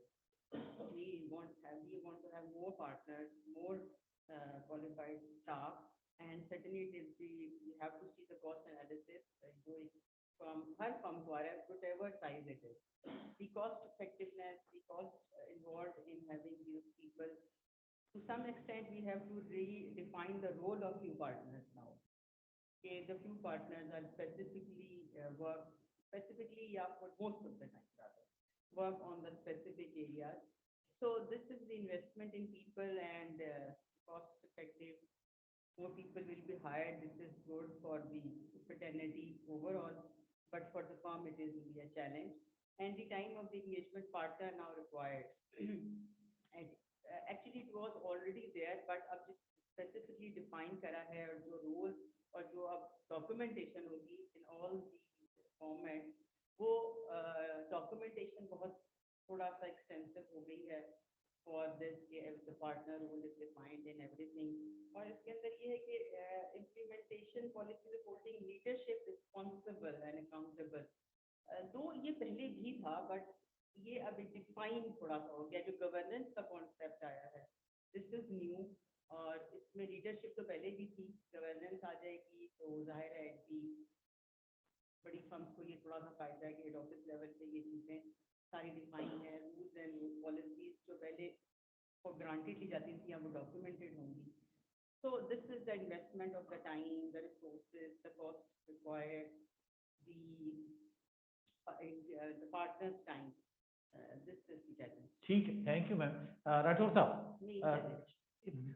Same question for you क्योंकि ये देखें बड़ी एक critical चीज़ है कि कौन से challenges इसमें देखे जा सकते हैं क्वालिटी मैनेजमेंट दो प्रेजेंटेशन आपने सुनी हैं और आपने ऑब्वियसली पहले भी उसको देखा हुआ है तो क्या समझते हो मैं समझता हूँ मैं थर्ड प्रेजेंटेशन शुरू करता हूँ पहले जब आपने मुझे कहा तो मैं ज़रा चीज़ें देखने लगा तो मुझे याद आया कि जब ICQC 1 आ रहा था पता नहीं इसको 1 क्यों कहते थे क्योंकि 2 तो आया तो उस वक्त एक round table and that was back in 2006 और ICQC इम्प्लीमेंट हुआ 2009 में तो आई विश के जो हम आज बैठे हुए हैं ये हम जुलाई 21 में बैठे होते ताकि लोगों को टाइम तो मिल जाता कुछ करने के लिए आपको कह रहे हैं 4 महीने में आपने सारा कुछ करना है पता नहीं कैसे करना है ये तो मेन बात थी अब जब मैंने देखा तो मुझे तो ICQC 1 और इसमें कोई बड़ा फर्क नज़र नहीं आया ऑब्जेक्टिव बिल्कुल वही है सिर्फ अल्फाज का थोड़ा सा हेरा फेरा है और स्कोप भी तकरीबन वही है सिर्फ जो फ़र्क है मेथोडोलॉजी का है और जो मैंने भी एसन से सीखा उसको मैं 2 लफ्ज़ों में आपकी इजाज़त से बयान कर देता हूँ लाइट मैनर कि ICQC 1 कहता था ठीक हो जाओ और ICQM कहता है जी मैं अच्छा बच्चा हूँ दिस इज द डिफरेंस तो अब कंट्रोल से हम खुद कंप्लाइंस पे आ जाएंगे लेकिन उस कंप्लाइंस की कॉस्ट क्या है और उस कंप्लाइंस का तरीक़ाकार क्या होगा क्या इतना लेट स्टार्ट लेके ICAP एक्सपेक्ट करती है कि 4 साढ़े 4 महीने में लोग गियर अप हो जाएंगे इसके लिए और उससे पहले अगर काश कोई मुझे ये बता सकता कि ICQC 1 जो 2009 में इम्प्लीमेंट हुआ और अभी दिसंबर 22 तक जाएगा क्या रिजल्ट हमने अचीव किए क्या क्वालिटी में बेहतरी आई क्या कोई मेजरमेंट है हमारे पास क्या जो हमारे पास केसेस आते थे उनमें कोई कमी आ गई इंटरग्रेशन कमेटी में या जिस भी तरह के क्या मतलब क्या अचीव किया हमने ICQC 1 क्योंकि उस पर मैंने काफ़ी काम किया था उस वक्त ज़रा जवानी थी पढ़ने का भी शौक था करने का भी शौक था तो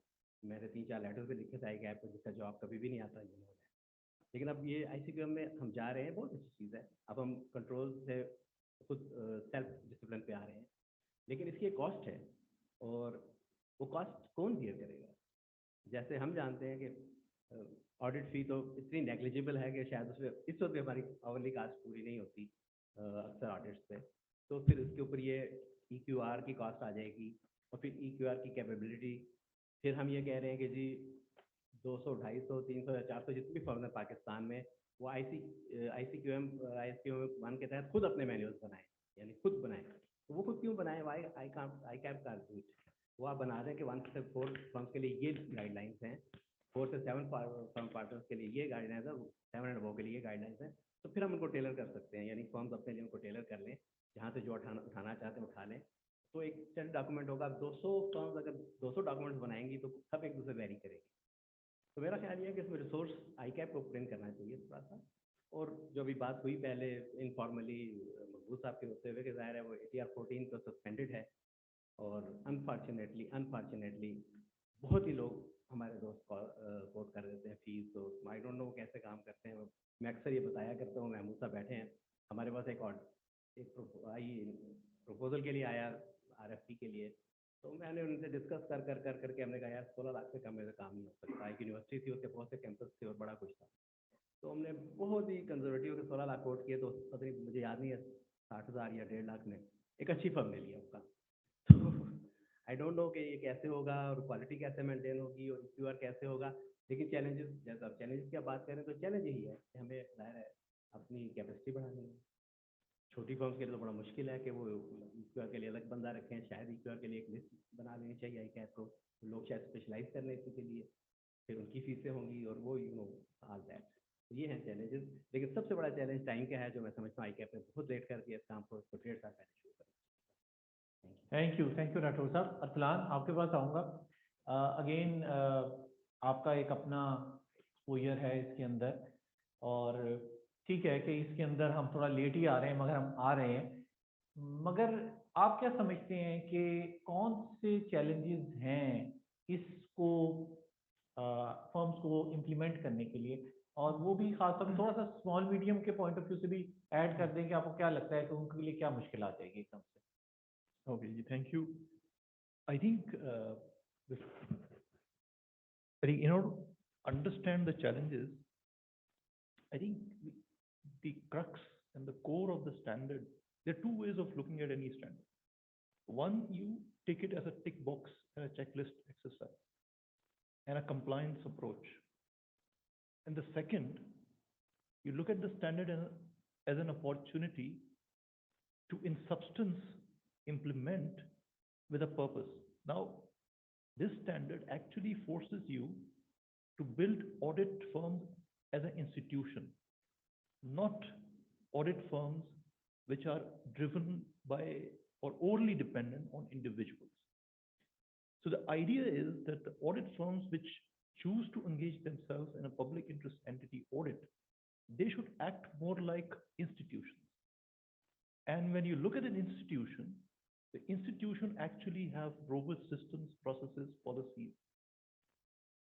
And the quality of the products, like audit, which are produced by an institution, is normally consistent, sustainable.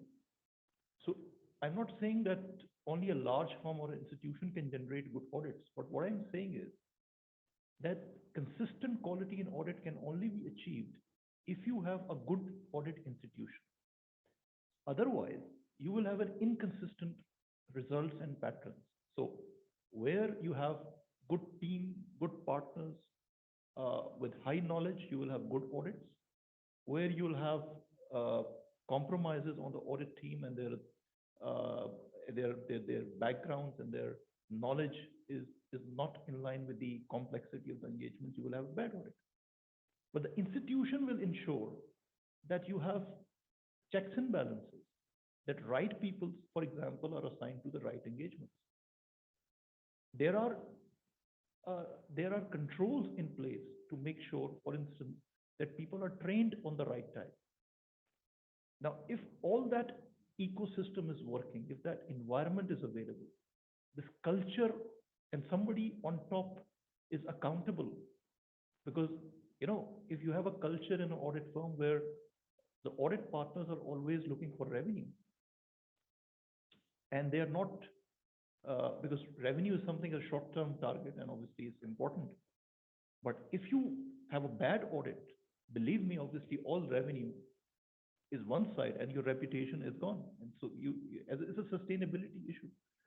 So question here is that whether firms wants to see themselves as more of an institution for a long term, When you are in an institution, the product that you produce actually will give you more fee. Now, so it's a chicken and egg situation. Either the market should be receptive and start giving you more fee, or you improve your product so that the market actually changes their view about your product. So, although it's a painful approach, but at the end of the day, now think about any product in the market. Now, why you, for example, think about a car. Why you'll buy a car? Why you'll pay for a car, good car? Not because uh, of something else, but of the features of the product. If the product is good, you actually will pay for it. So the market that we have, unfortunately, is not at a maturity stage where it's distinguishing between a good audit and a bad audit. We have to educate the market to distinguish between a good audit and a bad audit, because there, the audit committee and the board, NEC is also involved in it. If you have a bad audit, actually, the board and audit committee also, their reputation and their neck is also on the stake. So they have to make sure that they're appointing a firm, especially in a listed company, which actually gives them a comfort that their reputation is is something which is protected. So all I'm saying is we need to think as an audit community of building more and better institutions. It's a costly affair, but it's a long-term solution to this problem. ठीक है Afsan, thank you. अच्छा, अगर mic आप ले लें, मेरा ख्याल था कि थोड़ा सा एक स्टार्ट हो गया, तो कोई क्वेश्चन अगर आप लोग करने चाहिए। अच्छा, अगर आप लोग क्वेश्चन नहीं करेंगे तो थोड़ा सा पैटर्न चेंज करके मैं एक क्वेश्चन कर लूंगा। अच्छा, आसिफ करने लगे क्वेश्चन, पीछे से भी आ रहा है, वेरी गुड जी, पीछे से पहले लेते हैं आसिफ, पीछे हम जाते हैं। जी भाई, अपना नाम बताएं। अच्छा, एक मेरी रिक्वेस्ट होगी, हमारी ऑडियंस जूम पे है, जूम पे जो हमारे लोग हैं, आप लोगों को भी मोस्ट वेलकम। अगर आपको कोई क्वेश्चन है तो काइंडली चैट बॉक्स में आप क्वेश्चन लिख दें। हारून से मेरी रिक्वेस्ट होगी कि वो क्वेश्चन अगर मेरे पास ले आएंगे तो मैं फिर वो क्वेश्चन भी जूम से भी उठा लूंगा। थैंक यू जी भाई। मेरा नाम मोहम्मद जुबैर है। मेरा क्वेश्चन ये है कि ISQM1 में स्केलेबिलिटी की बात की थी कि कोई ऑब्जेक्टिव या उसके जो रिस्क वगैरह है ये स्केलेबल हो सकते हैं, फर्म टू फर्म वेरी करते हैं। तो मेरा सबसे पहले क्वेश्चन ये है कि वो स्केलेबिलिटी किस सेंस में बात कर रहे थे? वो किसी ऑब्जेक्टिव के बारे में बात कर रहे थे, किसी रिस्क के बारे में? अगर ऑब्जेक्टिव के बारे में बात करें कि ऑब्जेक्टिव स्केलेबल है या रिस्क उसका स्केलेबल है, तो अगर एक छोटी फर्म है जिसका एक सिंगल पार्टनर है, उसे सब कुछ डिसीजन मेकिंग खुद करना है, तो उसके लिए क्या ज़रूरत है कि वो रूल्स एंड प्रोसीजर्स और पॉलिसीज़ बना दे? क्योंकि वहाँ पर तो ऑल इन ऑल तो वो एक ही खुद पार्टनर है, वो खुद डिसीजन लेते हैं, क्योंकि मैनेजर तो इस मतलब लेवल पे नहीं होता कि वो किसी क्लाइंट एक्सेप्टेंस तक बात पहुंचा दे। तो फिर एक छोटी फर्म जिस तरह अगर एक पार्टनर हो, तो फिर उसके लिए क्या ज़रूरत है कि इतनी हसल क्रिएट करे? मतलब फॉर एग्जांपल यहाँ पे CPD 3-4 घंटे यहाँ पर लगाए और पॉलिसीज़ बनाने में अलग से टाइम लगाए, मतलब खर्चा भी उसका फजूल में होगा, तो सारी डिसीजन तो उसी के अपने हाथ में है। तो फिर उसके लिए क्या point? Thank you Arsalan. Institution building, exactly what I'm trying to say. Now, a single partner firm can also be an institution. ये जो हमारी आई थिंक थिंकिंग है ना कि a single partner firm cannot be an institution. You have to act. again, smaller the firm, the smaller is the complexity. ठीक है? और आप ले लें एक कोई भी एरिया ले लें, HR का area. Now, if a larger, you're managing a large firm, so you have to think about their training, hiring people, assigning people the right job. Smaller firm, जहाँ लोग ही कम हैं, obviously उसके अंदर एक simple one-page policy can serve the purpose. Training आपको सिर्फ एक parameters बनाने हैं कि हमें जो भी सिंगल पार्टनर फर्म में जो लोग इन्वॉल्व हैं पब्लिक इंटरेस्ट एंटिटी के ऑडिट्स के अंदर, उनको किस तरह की ट्रेनिंग्स अटेंड करनी चाहिए, डिपेंडिंग ऑब्वियसली वो क्लाइंट्स भी बहुत ज़्यादा नहीं होंगे। सो जो क्लाइंट्स हैं उस एंगेजमेंट के पॉइंट ऑफ व्यू से you have to actually align your training needs as well, लेकिन you have to think about all of that. So it's not a big manual, but all the elements and components of ISQM1, your risks will be limited because you are in direct control of your engagements. There are not much people to supervise, but you have to think about also your own training as a partner, as a manager, whoever is involved in a listed entity audit, you think about your independence, you think about the client acceptance, you have to think about uh, your the training of the people that you are involving on an audit. Now, all of these things can be captured in maybe in 5, 10 pages, but it has to be a thoughtful process. So ISQM1 is scalable because it requires more procedures and more policies for a, as the firm grows, have more people, more audits, and more systems. But as you actually have a smaller firm, you can do it in a simpler way because your quality risks will be limited and your responses to those quality risks will also be limited. Thank you Arfan ji. Asif ji मेरा question Asad साहब से firms have many challenges definitely in implementation. So what are you expecting ICAP has challenges in implementation of this standard in the firms and ensuring its compliance. जिस तरह राठौर साहब ने mention किया कि SMPs के पास इतनी वो कैपेसिटी नहीं है, तो क्या कोई प्रोसीजरल मैनुअल या इस तरह का कोई स्टैंडर्डाइज्ड डॉक्यूमेंट्स ICAP बनाने का सोच रहा है? अच्छा, ये इंटरेस्टिंग बात है, मैं यही आना चाह रहा था। राठौर साहब ने पॉइंट रेज किया, आपने बड़ी अच्छी बात कही। राठौर, जब हम बात करते हैं, अब इंसिडेंटली मैं तो मॉडरेटर भी, और मॉडरेटर को जवाब नहीं देता, सिर्फ सवाल करता है, मगर क्योंकि मैं एसएमपी को चेयर भी करता हूँ, तो राठौर साहब ने जब ये पॉइंट दिया, तो ये हम थोड़ी देर पहले भी पैनल से पहले भी डिस्कस कर रहे थे।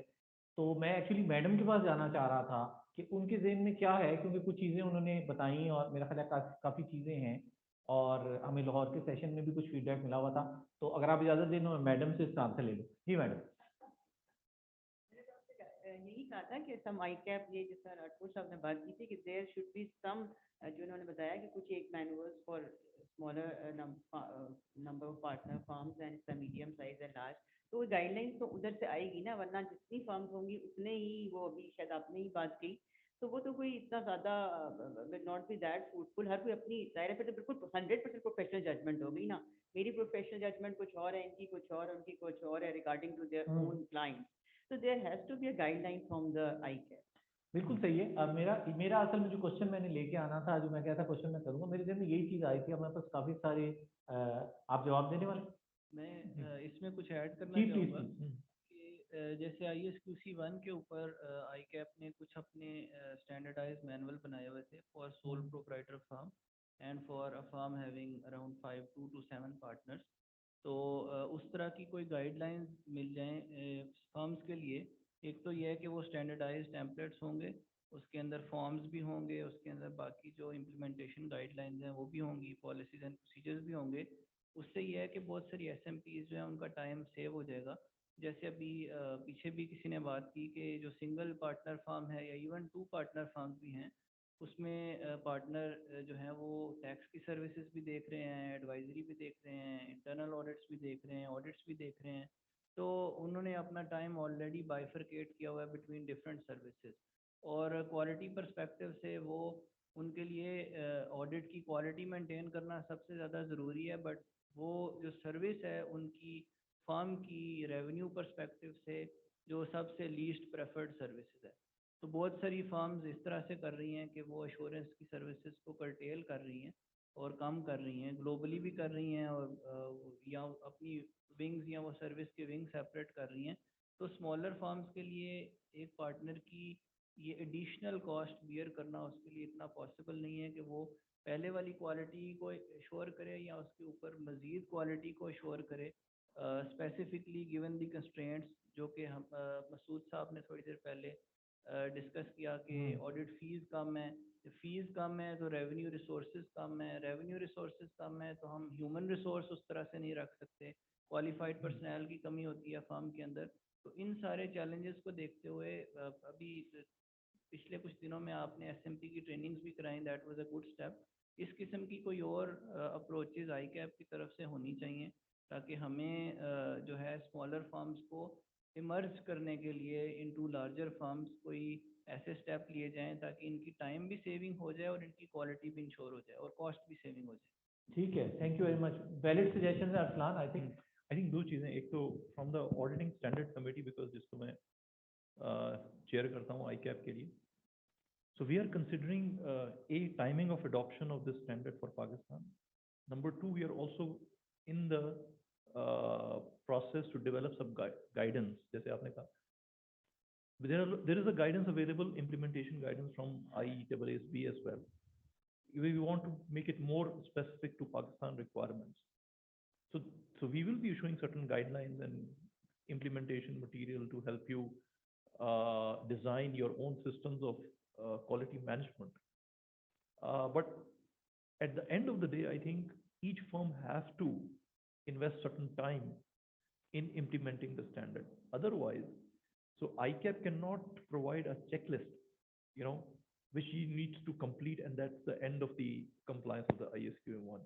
So it has to be a thoughtful process based on the tools or guidelines which will be released by ICAP, and so that you can be facilitated to document your own system. So वो जरूर होगा, but जो basically or we are also thinking of implementing the standard in phases. Firstly, for those firms which are involved in listed companies audits or public interest entities audits, which are in the whole universe of firms that we have are limited. I think only 60 to 70 firms in Pakistan. 60 firms are involved in audit of public interest entities, right? So we are not talking about 500 firms or 400 firms here. We are talking about only 60 in the first phase. And then maybe based on our experience with the 60 firms, we are going to implement in a second stage on the rest of the firms. So the thinking is to, on a gradual basis, first from those firms which are taking more risk and more important from the system point of view. Secondly, the timing, I think somebody, Rathore Sahab rightly raised it, that yes, I think we started the process a little late, I agree.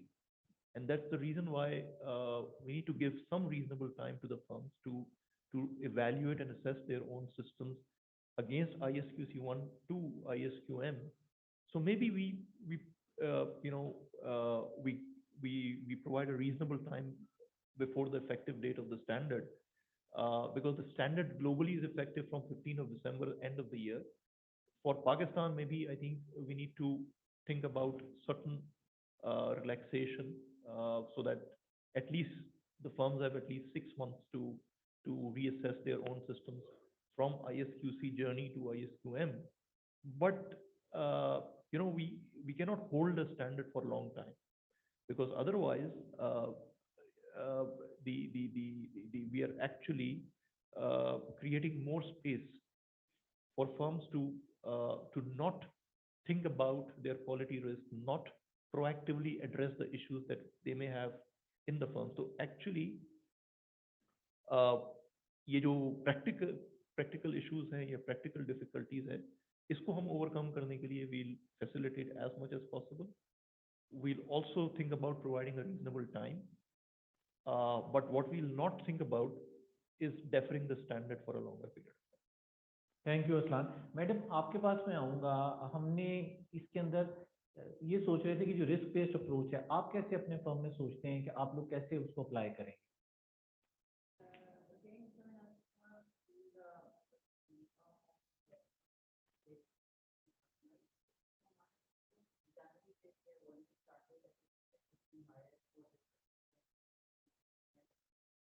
Especially for this purpose.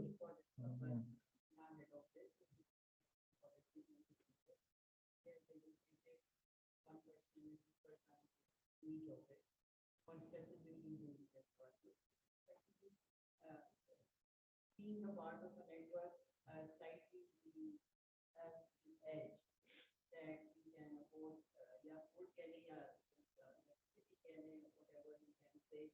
So a specific director is required for this purpose, or we have developed their policy. We are also working on certain improvements, improving it, and we are also on conflict of interest policy, even risk-based policy. We are continuously moving, and by that particular department which we have set up in 2022. because of the setting pressure from the network. So ये मैं आपको बोलूँ कि the global scientific database, this has been developed centralized database in the past प्रक्रिया है हमने quality check किया कि on which PCR will be applied. उसको भी हमने amend करा है. पहले सिर्फ limited था, then it was किया है कुछ एक दो साल पहले, then we have added a qualified opinion in the last 2 years, then we have added कोई संस्थान जो होंगे, then we have added recently this much are will be treated as a risk-based line. So what I understand it has added the cost, and there is apart from the cost, there is obviously a time dedication involved of other people as well who are working on other things as well. अच्छा अरसलान आपके पास मैं आ रहा हूँ, मैं अरसलान को इसी पे ले लूँ. अरसलान रिस्क बेस्ड अप्रोच यहाँ पे आ रही है अब क्वालिटी मैनेजमेंट स्टैंडर्ड की. How do you compare it with ISQC1 जो करंटली ISQC1 एक set of rule based controls हैं which actually in a linear fashion you are required to there is a linkage between individual audit quality and the system of audit. If you ने जब note किया the International Federation of Audit Regulators है कि if you they were compiling all the audit inspection results and they compile results across various subjects. So consistently, globally, the audit firms were falling behind in certain areas and they're consistently not addressing those areas. So हो ये रहा था कि issues repeat हो रहे थे. So they focused more on the root cause analysis. Root cause analysis suggested that there you can only address these issues once you take a systematic or systemic view of the situation. What are the issues which are actually resulting in those consistent findings? क्या supervision का issue है, क्या training का issue है, क्या basically revenue pressures हैं जिसकी वजह से आप you are accepting risky clients? Unless you have a governance system in place to address holistically all these issues, you will have a repeated failures on your audit files. So the focus has diverted from the individual audit quality to the system because there is a direct link. Now, if you have a firm where you have consistent audit failures across, say, for example, 5-10 files, and you think that they are compliant with ISQC, so logically it can't be true, which means that the firm is actually doing it as a checklist exercise. ठीक है ना? Because जैसे हम audit के अंदर कहते हैं अगर system of internal control fail है तो चांसेस आर के फाइनेंशियल स्टेटमेंट्स भी मिसस्टेटेड है, you know this they are highly like. So ये जो कॉन्सेप्ट है this is not new for the auditor.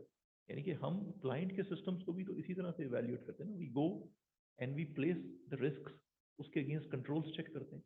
This is the same thing we have to do for our own organisation. ठीक हो गया. So that this we are more actually we know better than anybody else how to place our quality risk, what controls we have. सबसे important ये करना इतना बड़ा issue नहीं है कि what are the quality risks, what are the controls that you should have. I think the basically the substance is कि आपको convince होना है internally कि if you take all these measures, it's always painful to invest in a long term thing. It's always easy to invest in a short term result oriented project. So अगर आप लेकिन at the same time we have seen firms अगर वहाँ एक audit failure होता है the whole firm collapses. So the cost is so big कि internationally firms have invested billions of rupees, billions of dollars on it. There is a cost because cost is also for them. ठीक है. अच्छा पाकिस्तान में I think the major steps that we need to take is audit software, because firms which are doing listed companies audit, unless they have an audit software automation in the audit, there are various aspects of the system of cannot be implemented. So they have to, as a starting point, this there are a wide majority of the firms in Pakistan who are involved in listed entities audit, but they are not using audit software and there's automation. So this is the first step they should be taking. Second step is also to refresh their quality policies. और उसके लिए I think ICAP will issue some guidelines etc. लेकिन अगर आपने ISQC के भी results, because QCR जो QAB है वो annual report publish करता है, उसमें they also issue their findings on the system of quality control reviews. So if you start with that set of findings जो annually report होती हैं, I think these are the basics. So we need to, every firm, I think if they have to start from somewhere, they need to think about all those findings and see how they can improve that in their own firm. Because बहुत जो gaps हैं, अगर वो वहाँ पे fill हो जाएं, so I think our problems to a significant extent can be resolved. ठीक है अरसलान, थैंक यू। राठौर साहब यहीं से आते हैं आपके पास, इसी पॉइंट को लेके चलते हैं। अरसलान ने थोड़ा सा एक रोड मैप सा दिया कि फर्म्स को क्या करना चाहिए, आप इसमें क्या ऐड करना चाहिए कि फर्म्स को क्या इस IS QM1 2 और ये जो क्वालिटी स्टैंडर्ड सारे आ रहे हैं, इनको अब इम्प्लीमेंट करने के लिए क्या करना चाहिए?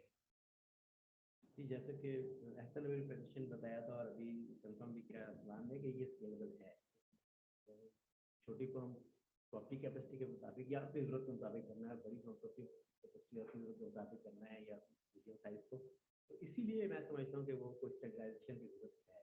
हो सकता है मैं समझता हूँ मुझे नहीं करना, मुझे करना होगा, थोड़ी स्टैंडर्डाइज होनी चाहिए। तो फर्म्स को तो अडॉप्टेशन की तरफ जाना पड़ेगा ना, because we have no choice. ऐसे अरसलान ने कहा उसको थोड़ा डिले कर सकते हैं लेकिन सस्पेंड नहीं कर सकते हमेशा के लिए। तो मेरा ख्याल है फर्म्स को गियर अप होना पड़ेगा।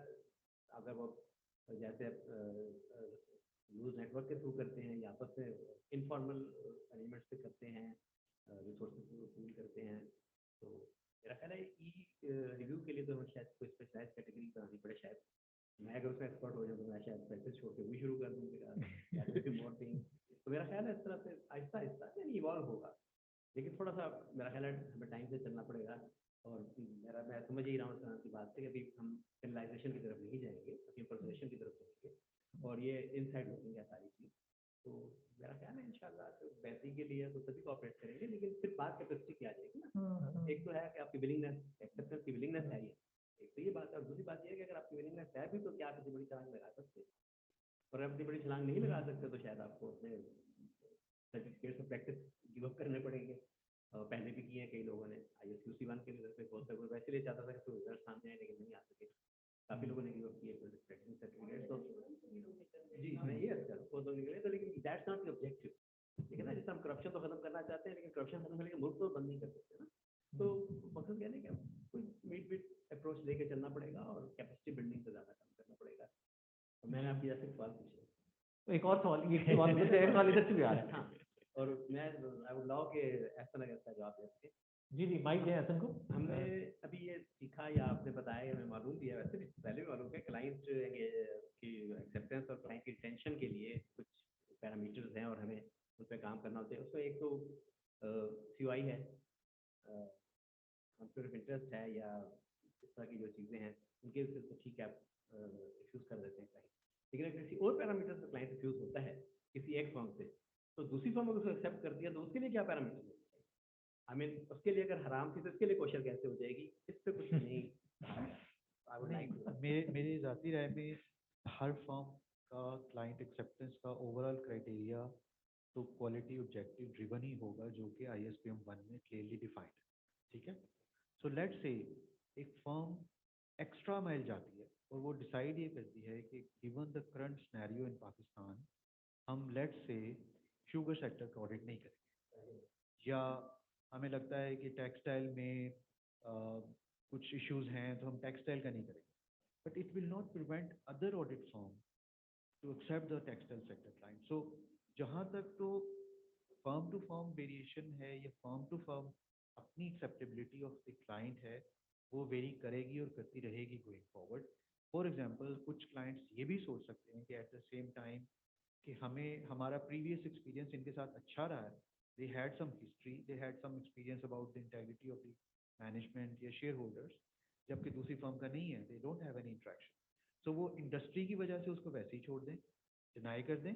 लेकिन एक firm based on previous relationship उसको कंटिन्यू कर सकती है।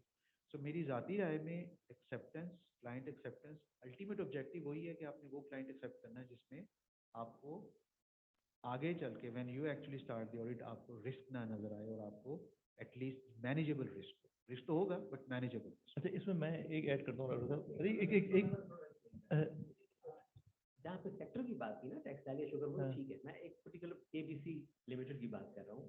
केबीसी लिमिटेड एक अच्छी फर्म के पास था, 5 साल से था या 2 साल से था या 3 साल से था। अब उन्होंने पॉलिसी की वजह से कहा जी, या किसी भी पैरामीटर से अब हम एक्सेप्ट नहीं करते।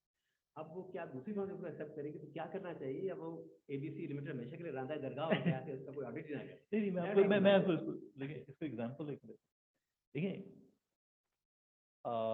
रिस्क एपेटाइट हर फर्म की डिफरेंट हो सकती है। उसका एक, आप किसी बैंक के पास लोन लेने जाते हैं, एक लार्ज बैंक एक एंटिटी को रिजेक्ट कर देता है कि मैंने आपको क्रेडिट रिस्क ज़्यादा नहीं दिया। वही एंटिटी जाती है एक स्मॉलर बैंक के पास, वो ले लेंगे, वो उसको लोन लेने को तैयार है, हाई रिस्क प्रीमियम चार्ज करेंगे, लेकिन लोन उसको मिल जाएगा। बिकॉज जो लार्जर इंस्टीट्यूशन है उसके पास चॉइसेस अवेलेबल हैं और वो ये कह रहा है कि मैं इस क्रेडिट रिस्क को राइट नहीं करना चाहता। जो स्मॉलर इंस्टीट्यूशन है उसके पास चॉइसेस कम अवेलेबल है और वो कहता है कि ठीक है, मैं रिस्क ले रहा हूँ तो मैं अपना कमर्शियली मैं उसका प्रीमियम बिल्ड कर लेता हूँ, उसके पास चॉइसेस लिमिटेड है। तो रिस्क एपेटाइट जो है वो डिफरेंट हो सकती है और उसको मिटिगेट करने के तरीके भी डिफरेंट हो सकते हैं। एक बैंक ये कहता है कि मुझे टाइम ही, एक फर्म कहती है मुझे टाइम ही स्पेंड नहीं करना इस रिस्क को मिटिगेट करने के लिए, because I have other choices to be. जो बाकी फर्म है जिसके पास चॉइसेस लिमिटेड, वो कहते हैं ठीक है ये रिस्क तो है, लेकिन उसको मिटिगेट करने के लिए मैं टाइम स्पेंड कर लेता हूँ। मैं इसके ऊपर अगर मुझे जो कॉम्प्लेक्सिटीज़ हैं उसके लिए मैं ज़्यादा टाइम और ज़्यादा कॉम्पिटेंट लोग इसके अंदर इन्वॉल्व करके, क्योंकि उसके पास जो क्लाइंट का होराइजन है वो कम है।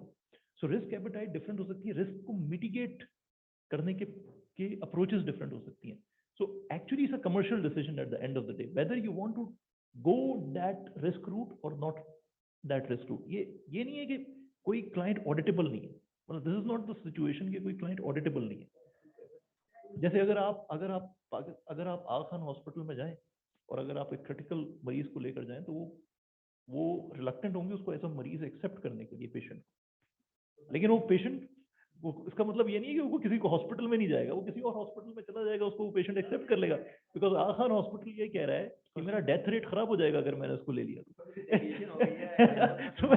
असल बात ये है कि क्या ICQM1 इस सिचुएशन को एड्रेस करता है? हाँ, वो अगर किसी ने क्लाइंट रिफ्यूज किया हुआ तो आप उसको एक्सेप्ट करते हुए बिल्कुल नहीं, हाँ, तो वो उसमें उसके अंदर ये एड्रेस मकबूल साहब, मैं एक बात करता हूँ। जैसे एक जमाना था जब फोर्ट रोड होती थी, इसके पास सर अभी भी इसी जमाने में भी फोर्ट रोड है। ट्रैवल किया आपने, ट्रैवल किया है, बैक रीबॉर्न हुआ है, अब रीबॉर्न है ना, मैं पहले बॉर्न की बात कर रहा हूँ। तो उस वक्त शायद टेक्सटाइल या शुगर के अंदर बहुत कम एक्सपोजर रखते थे या एक्सपीरियंस कम था। सही। बहुत से क्लाइंट को जब वो अपना चेक करते थे कि एक्सपर्टी है, टाइम है, नहीं है, उस बेस से या हाई प्रोफाइल केस है, वो एक्सेप्ट नहीं करते। अब मेरे पास अगर आएगी तो मेरे पास टैक्स एक्सपर्टी और टेक्सटाइल एक्सपर्टी है, बिल्कुल सही। मैं जो है हाई प्रोफाइल केस को हैंडल कर सकता हूँ, मुझे उतना वो रिस्क नहीं है क्योंकि इंटरनेशनल जो है, तो ये नहीं है कि आपने रिफ्यूज किया तो मैं उसको दे सकता, तो मेरे रिस्क एपेटाइट में और मेरी एक्सपर्टी में फॉल कर रहा है। बिल्कुल। जैसे हम, अगर आप कोई ये यार माइक जरा पीछे दे दें, बिल्कुल एंड पे ले जाएं जी, आसान आप ऐड कर लें। हाँ नहीं, मैं कह रहा हूँ कि बिल्कुल ठीक है कि अगर हम बहुत सारे क्लाइंट्स इस वजह से भी, या कोई भी फर्म एक्सपर्टीज नहीं है, अगर आपके पास टेक्सटाइल की एक्सपर्टीज नहीं है तो why would you go that route? मेरे लिए तो रिस्की ज्यादा है वो। सही कह रहे हैं जी भाई। सर मैं राठौड़ साहब की बात को जो है ना सर सेकंड करता हूँ, जिन्होंने बैंक की एग्जांपल दी है सर। अगर एक बैंक किसी को लोन रिजेक्ट करती है बेस्ड ऑन के उसने उससे एंटी मनी लॉन्ड्रिंग का केस है, सर मेरे ख्याल से कोई बैंक भी उसको लोन नहीं देगा। तो मतलब सर रिस्क की बात अगर छोटी बैंक कर रही है तो छोटी बैंक अपना रिस्क जो देख रही है मैक्सिमम वो ये रिस्क देखेगी कि ये जो है ना मुझे पैसे नहीं देगा और चला जाएगा, भाग जाएगा। लेकिन सर ऑडिट में ये रिस्क फिर डिफरेंट है। अगर मतलब एक क्लाइंट खराब है और एक फर्म ने एक्सेप्ट कर दिया वो तो फिर मतलब पूरी रेपुटेशन ही एक मतलब आईकेप की रिपुटेशन तक इन्वॉल्व हो जाती है कि मतलब इस तरह का क्लाइंट है, इस तरह एक्सेप्टेबिलिटी क्यों हुई है? नहीं, आप जो बात कर रहे हैं वो एक्सट्रीम बात, आप ये कह रहे हैं कि एक कंपनी या एक क्लाइंट करप्ट है और ये पता है और वो इलीगल काम कर रहा है, तो वो तो ऑब्वियसली वो तो कोई भी क्लाइंट, कोई भी फर्म उसका ऑडिट करने को तैयार नहीं है। लेकिन अभी वो एक्सट्रीम सिचुएशन की हम कोई बात नहीं कर रहे, क्योंकि जब आप बेसिकली हम इस सिचुएशन की बात कर रहे हैं जहाँ पे रिस्क सिर्फ बिल्कुल ब्लैक एंड व्हाइट नहीं होता, risk is a grey thing. तो जब आप ये कहते हैं कि यार एक ऑडिट के रिस्क डिफरेंट एंगल से हो सकते हैं, उसकी इंडस्ट्री से हो सकते हैं, उसकी बेसिकली उस क्लाइंट के लेवल ऑफ गवर्नेंस से हो सकते हैं। सो बेसिकली जितना बड़ा रिस्क होगा उसको उसको एड्रेस करने के लिए उतने ज़्यादा स्पेसिफिक मुझे एफर्ट्स और प्रोसीजर्स करने। नाउ ये एक फर्म की चॉइस है कि वो कितना रिस्क अंडरटेक करना चाहती है, क्योंकि उसके लिए उसको उतने ही स्पेसिफिक प्रोसीजर्स करने के लिए कॉस्ट लगानी है। तो it at the end of the day high risk means high commercial fee to be charge, और high commercial fee to be charge means कि जो वो फर्म की कॉस्ट के हिसाब से होती है। सो मैं एक लार्जर फर्म के अंदर अगर हाई रिस्क क्लाइंट लेता हूँ और उसको मिटिगेट करने के लिए हाई कॉस्ट लगाता हूँ, तो वो फी इतनी ज़्यादा हो जाती है कि वो क्लाइंट अफोर्ड भी नहीं कर सकता। So at the end of the day I take a decision कि मुझे इस रिस्क रूट पे जाना है। और दूसरा ये है कि और रेपुटेशनल रिस्क डिफरेंट फर्म्स के एक्सेप्टेंस लेवल डिफरेंट है। तो देखिए, audit firm is a business. Business के अंदर आप रिस्क एक्सेप्ट करते हैं, बट उस रिस्क को मिटिगेट करने के लिए then you have to basically apply your strategy and procedures. लेकिन अगर कोई अनमैनेजेबल रिस्क है, जो अनमैनेजेबल रिस्क तो कोई भी फर्म एक्सेप्ट नहीं करेगी। यानी कि अगर अनमैनेजेबल रिस्क का मतलब ये है कि अगर एक नोन क्लाइंट है जो करप्ट है या डिसऑनेस्ट है, it's unmanageable risk, no audit procedure can then manage it. वो तो ऑब्वियसली वो तो रिजेक्ट हो जाएगा from across all the firms. Thank you Aslan. अच्छा, अब 2 क्वेश्चन हम ले रहे हैं, एक शायद साहब लेंगे और फिर हम कंक्लूड करेंगे। जी शायद जी। अच्छा, असलान सर, एक जो क्वेश्चन है मेरा वो डेट के ऊपर कि जो डेट है ये 15 दिसंबर वाली, इस वक्त तक फर्ज करें वंस यू बेसिकली कुछ फर्म्स के लिए आप उसको ले आते हैं, उस वक्त तक उस फर्म ने क्या क्या स्टेप्स मुकम्मल करने हैं? मतलब if you want fully implement standard, जो मैं एहसन साहब की स्लाइड से समझा कि ये तो एक बिल्कुल उसी तरह से जिस तरह से कि इंटरनल कंट्रोल सिस्टम का एक रिस्क बेस्ड पूरा सिस्टम है कि आपने रिस्क आइडेंटिफाई किया, फिर आपने कंट्रोल आइडेंटिफाई किया, फिर there is expanded component of monitoring कि फिर आपने उसको मॉनिटर करना है, फिर एक व्यू भी बनाना है कि there is a reasonable assurance. तो ये जो सारी टेस्टिंग करनी है, जिसका you know how I am thinking through, अगर क्लाइंट एक्सेप्टेंस है, it means you have designed a control and then somebody has taken a sample of it of engagement and tested it, that control was designed okay, and then it's working, and then is obtain a reasonable assurance, and then say कि यार ठीक है, ये control component is working effectively. So whether all those steps needs to be taken कि क्या करना है? नहीं, 15 December, the standard is effective 15 December 2022 means by 15 December you should have a system in place, means policy, procedures, controls should be identified, responsible people should be identified. But जो annual evaluation of the control है वो next year होगी, after 1 year, यानी कि 15 दिसंबर 2023 दिसंबर के अंदर उसकी एनुअल इवेल्युएशन फर्म करेगी एंड टेस्टिंग करेगी फर्म। सो 15 दिसंबर 2022 से पहले, जिस on the date of effectiveness of the standard, you should have a system already designed in place. Operating effectiveness और evaluation is as per the standard after 1 year, so which means कि आपको next year 2023 के लिए एक evaluation करनी है। लेकिन system design करने के लिए भी कुछ टाइम चाहिए। तो इस वक्त जो फर्म्स के सिस्टम है वो आईसीक्यूसी ड्रिवन, उन आईसीक्यूसी ड्रिवन सिस्टम्स को अलाइन करना है टू आईएसक्यूएम सिस्टम्स, और उसके लिए एक रिस्क मैट्रिक्स बनाना है, रिस्क कंट्रोल मैट्रिक्स। सो अब हमारी थिंकिंग ये है कि ये जो रिस्क कंट्रोल मैट्रिक्स बनाने के लिए फर्म्स को कुछ रीजनेबल टाइम देना चाहिए। क्योंकि अगर हम ये कहते हैं कि 3 महीने के अंदर आप सारा अपना रिस्क कंट्रोल मैट्रिक्स डिजाइन कर लें, तो ये अपेरेंटली इतना कोई रीजनेबल टाइम नहीं है। तो इसके ऊपर हम लोग एक, इट्स नॉट डिसाइडेड, बट ये एक सोच विचार है कि actually we have started stakeholders engagement through first seminar हमने कराची में किया, second Lahore, then Islamabad. We are having an interaction formally now with the quality assurance board. वो भी एक स्टेक होल्डर है सारे सिस्टम में, because they have to evaluate it as part of their quality review. Then obviously we will go to the council for their thinking on the adoption status or the approach, whether gradual or once for all.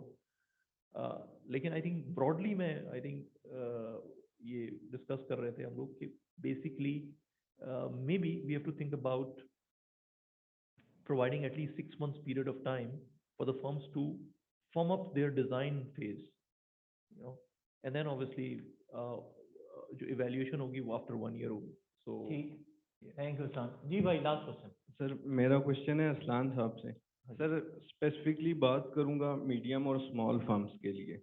मतलब वो लोग ये standard implement भी करती हैं, मतलब cost भी इनकर करती हैं, रिसोर्सेज भी लगाती हैं, पर मेन इशू है मतलब क्लाइंट्स को एजुकेट करने का कि वो लोग मतलब क्वालिटी को प्रेफर करें रादर देन मतलब कॉस्ट देखें.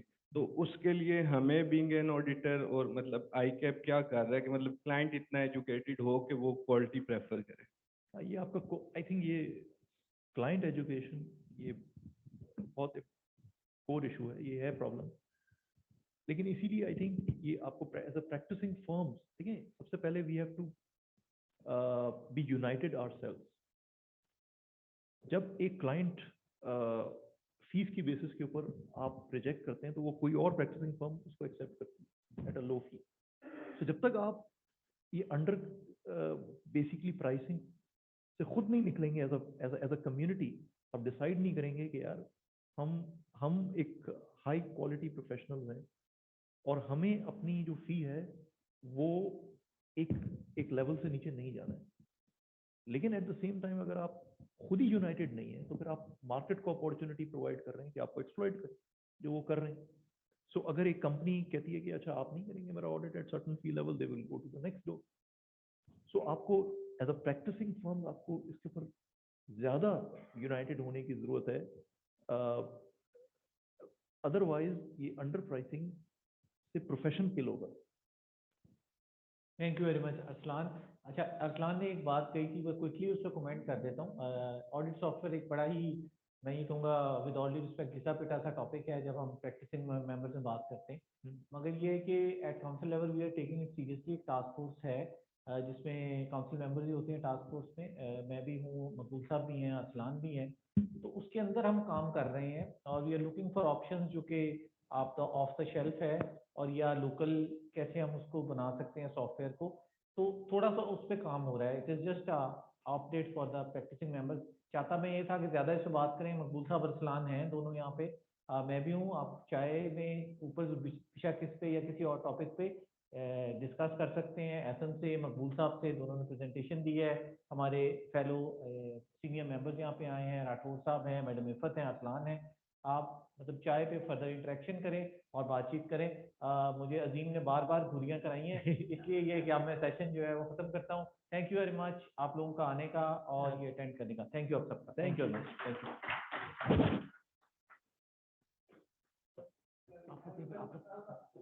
आप लोग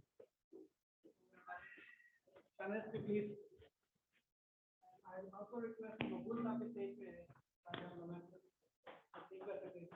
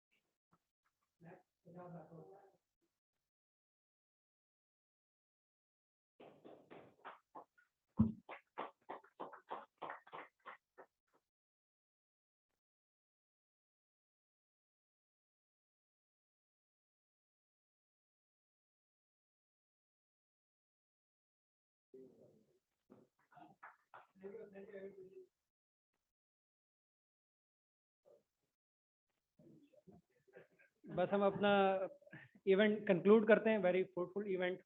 और thank you all of you for participating and making this event a wonderful. एक ग्रुप फोटो हो जाए बिल्कुल प्लीज.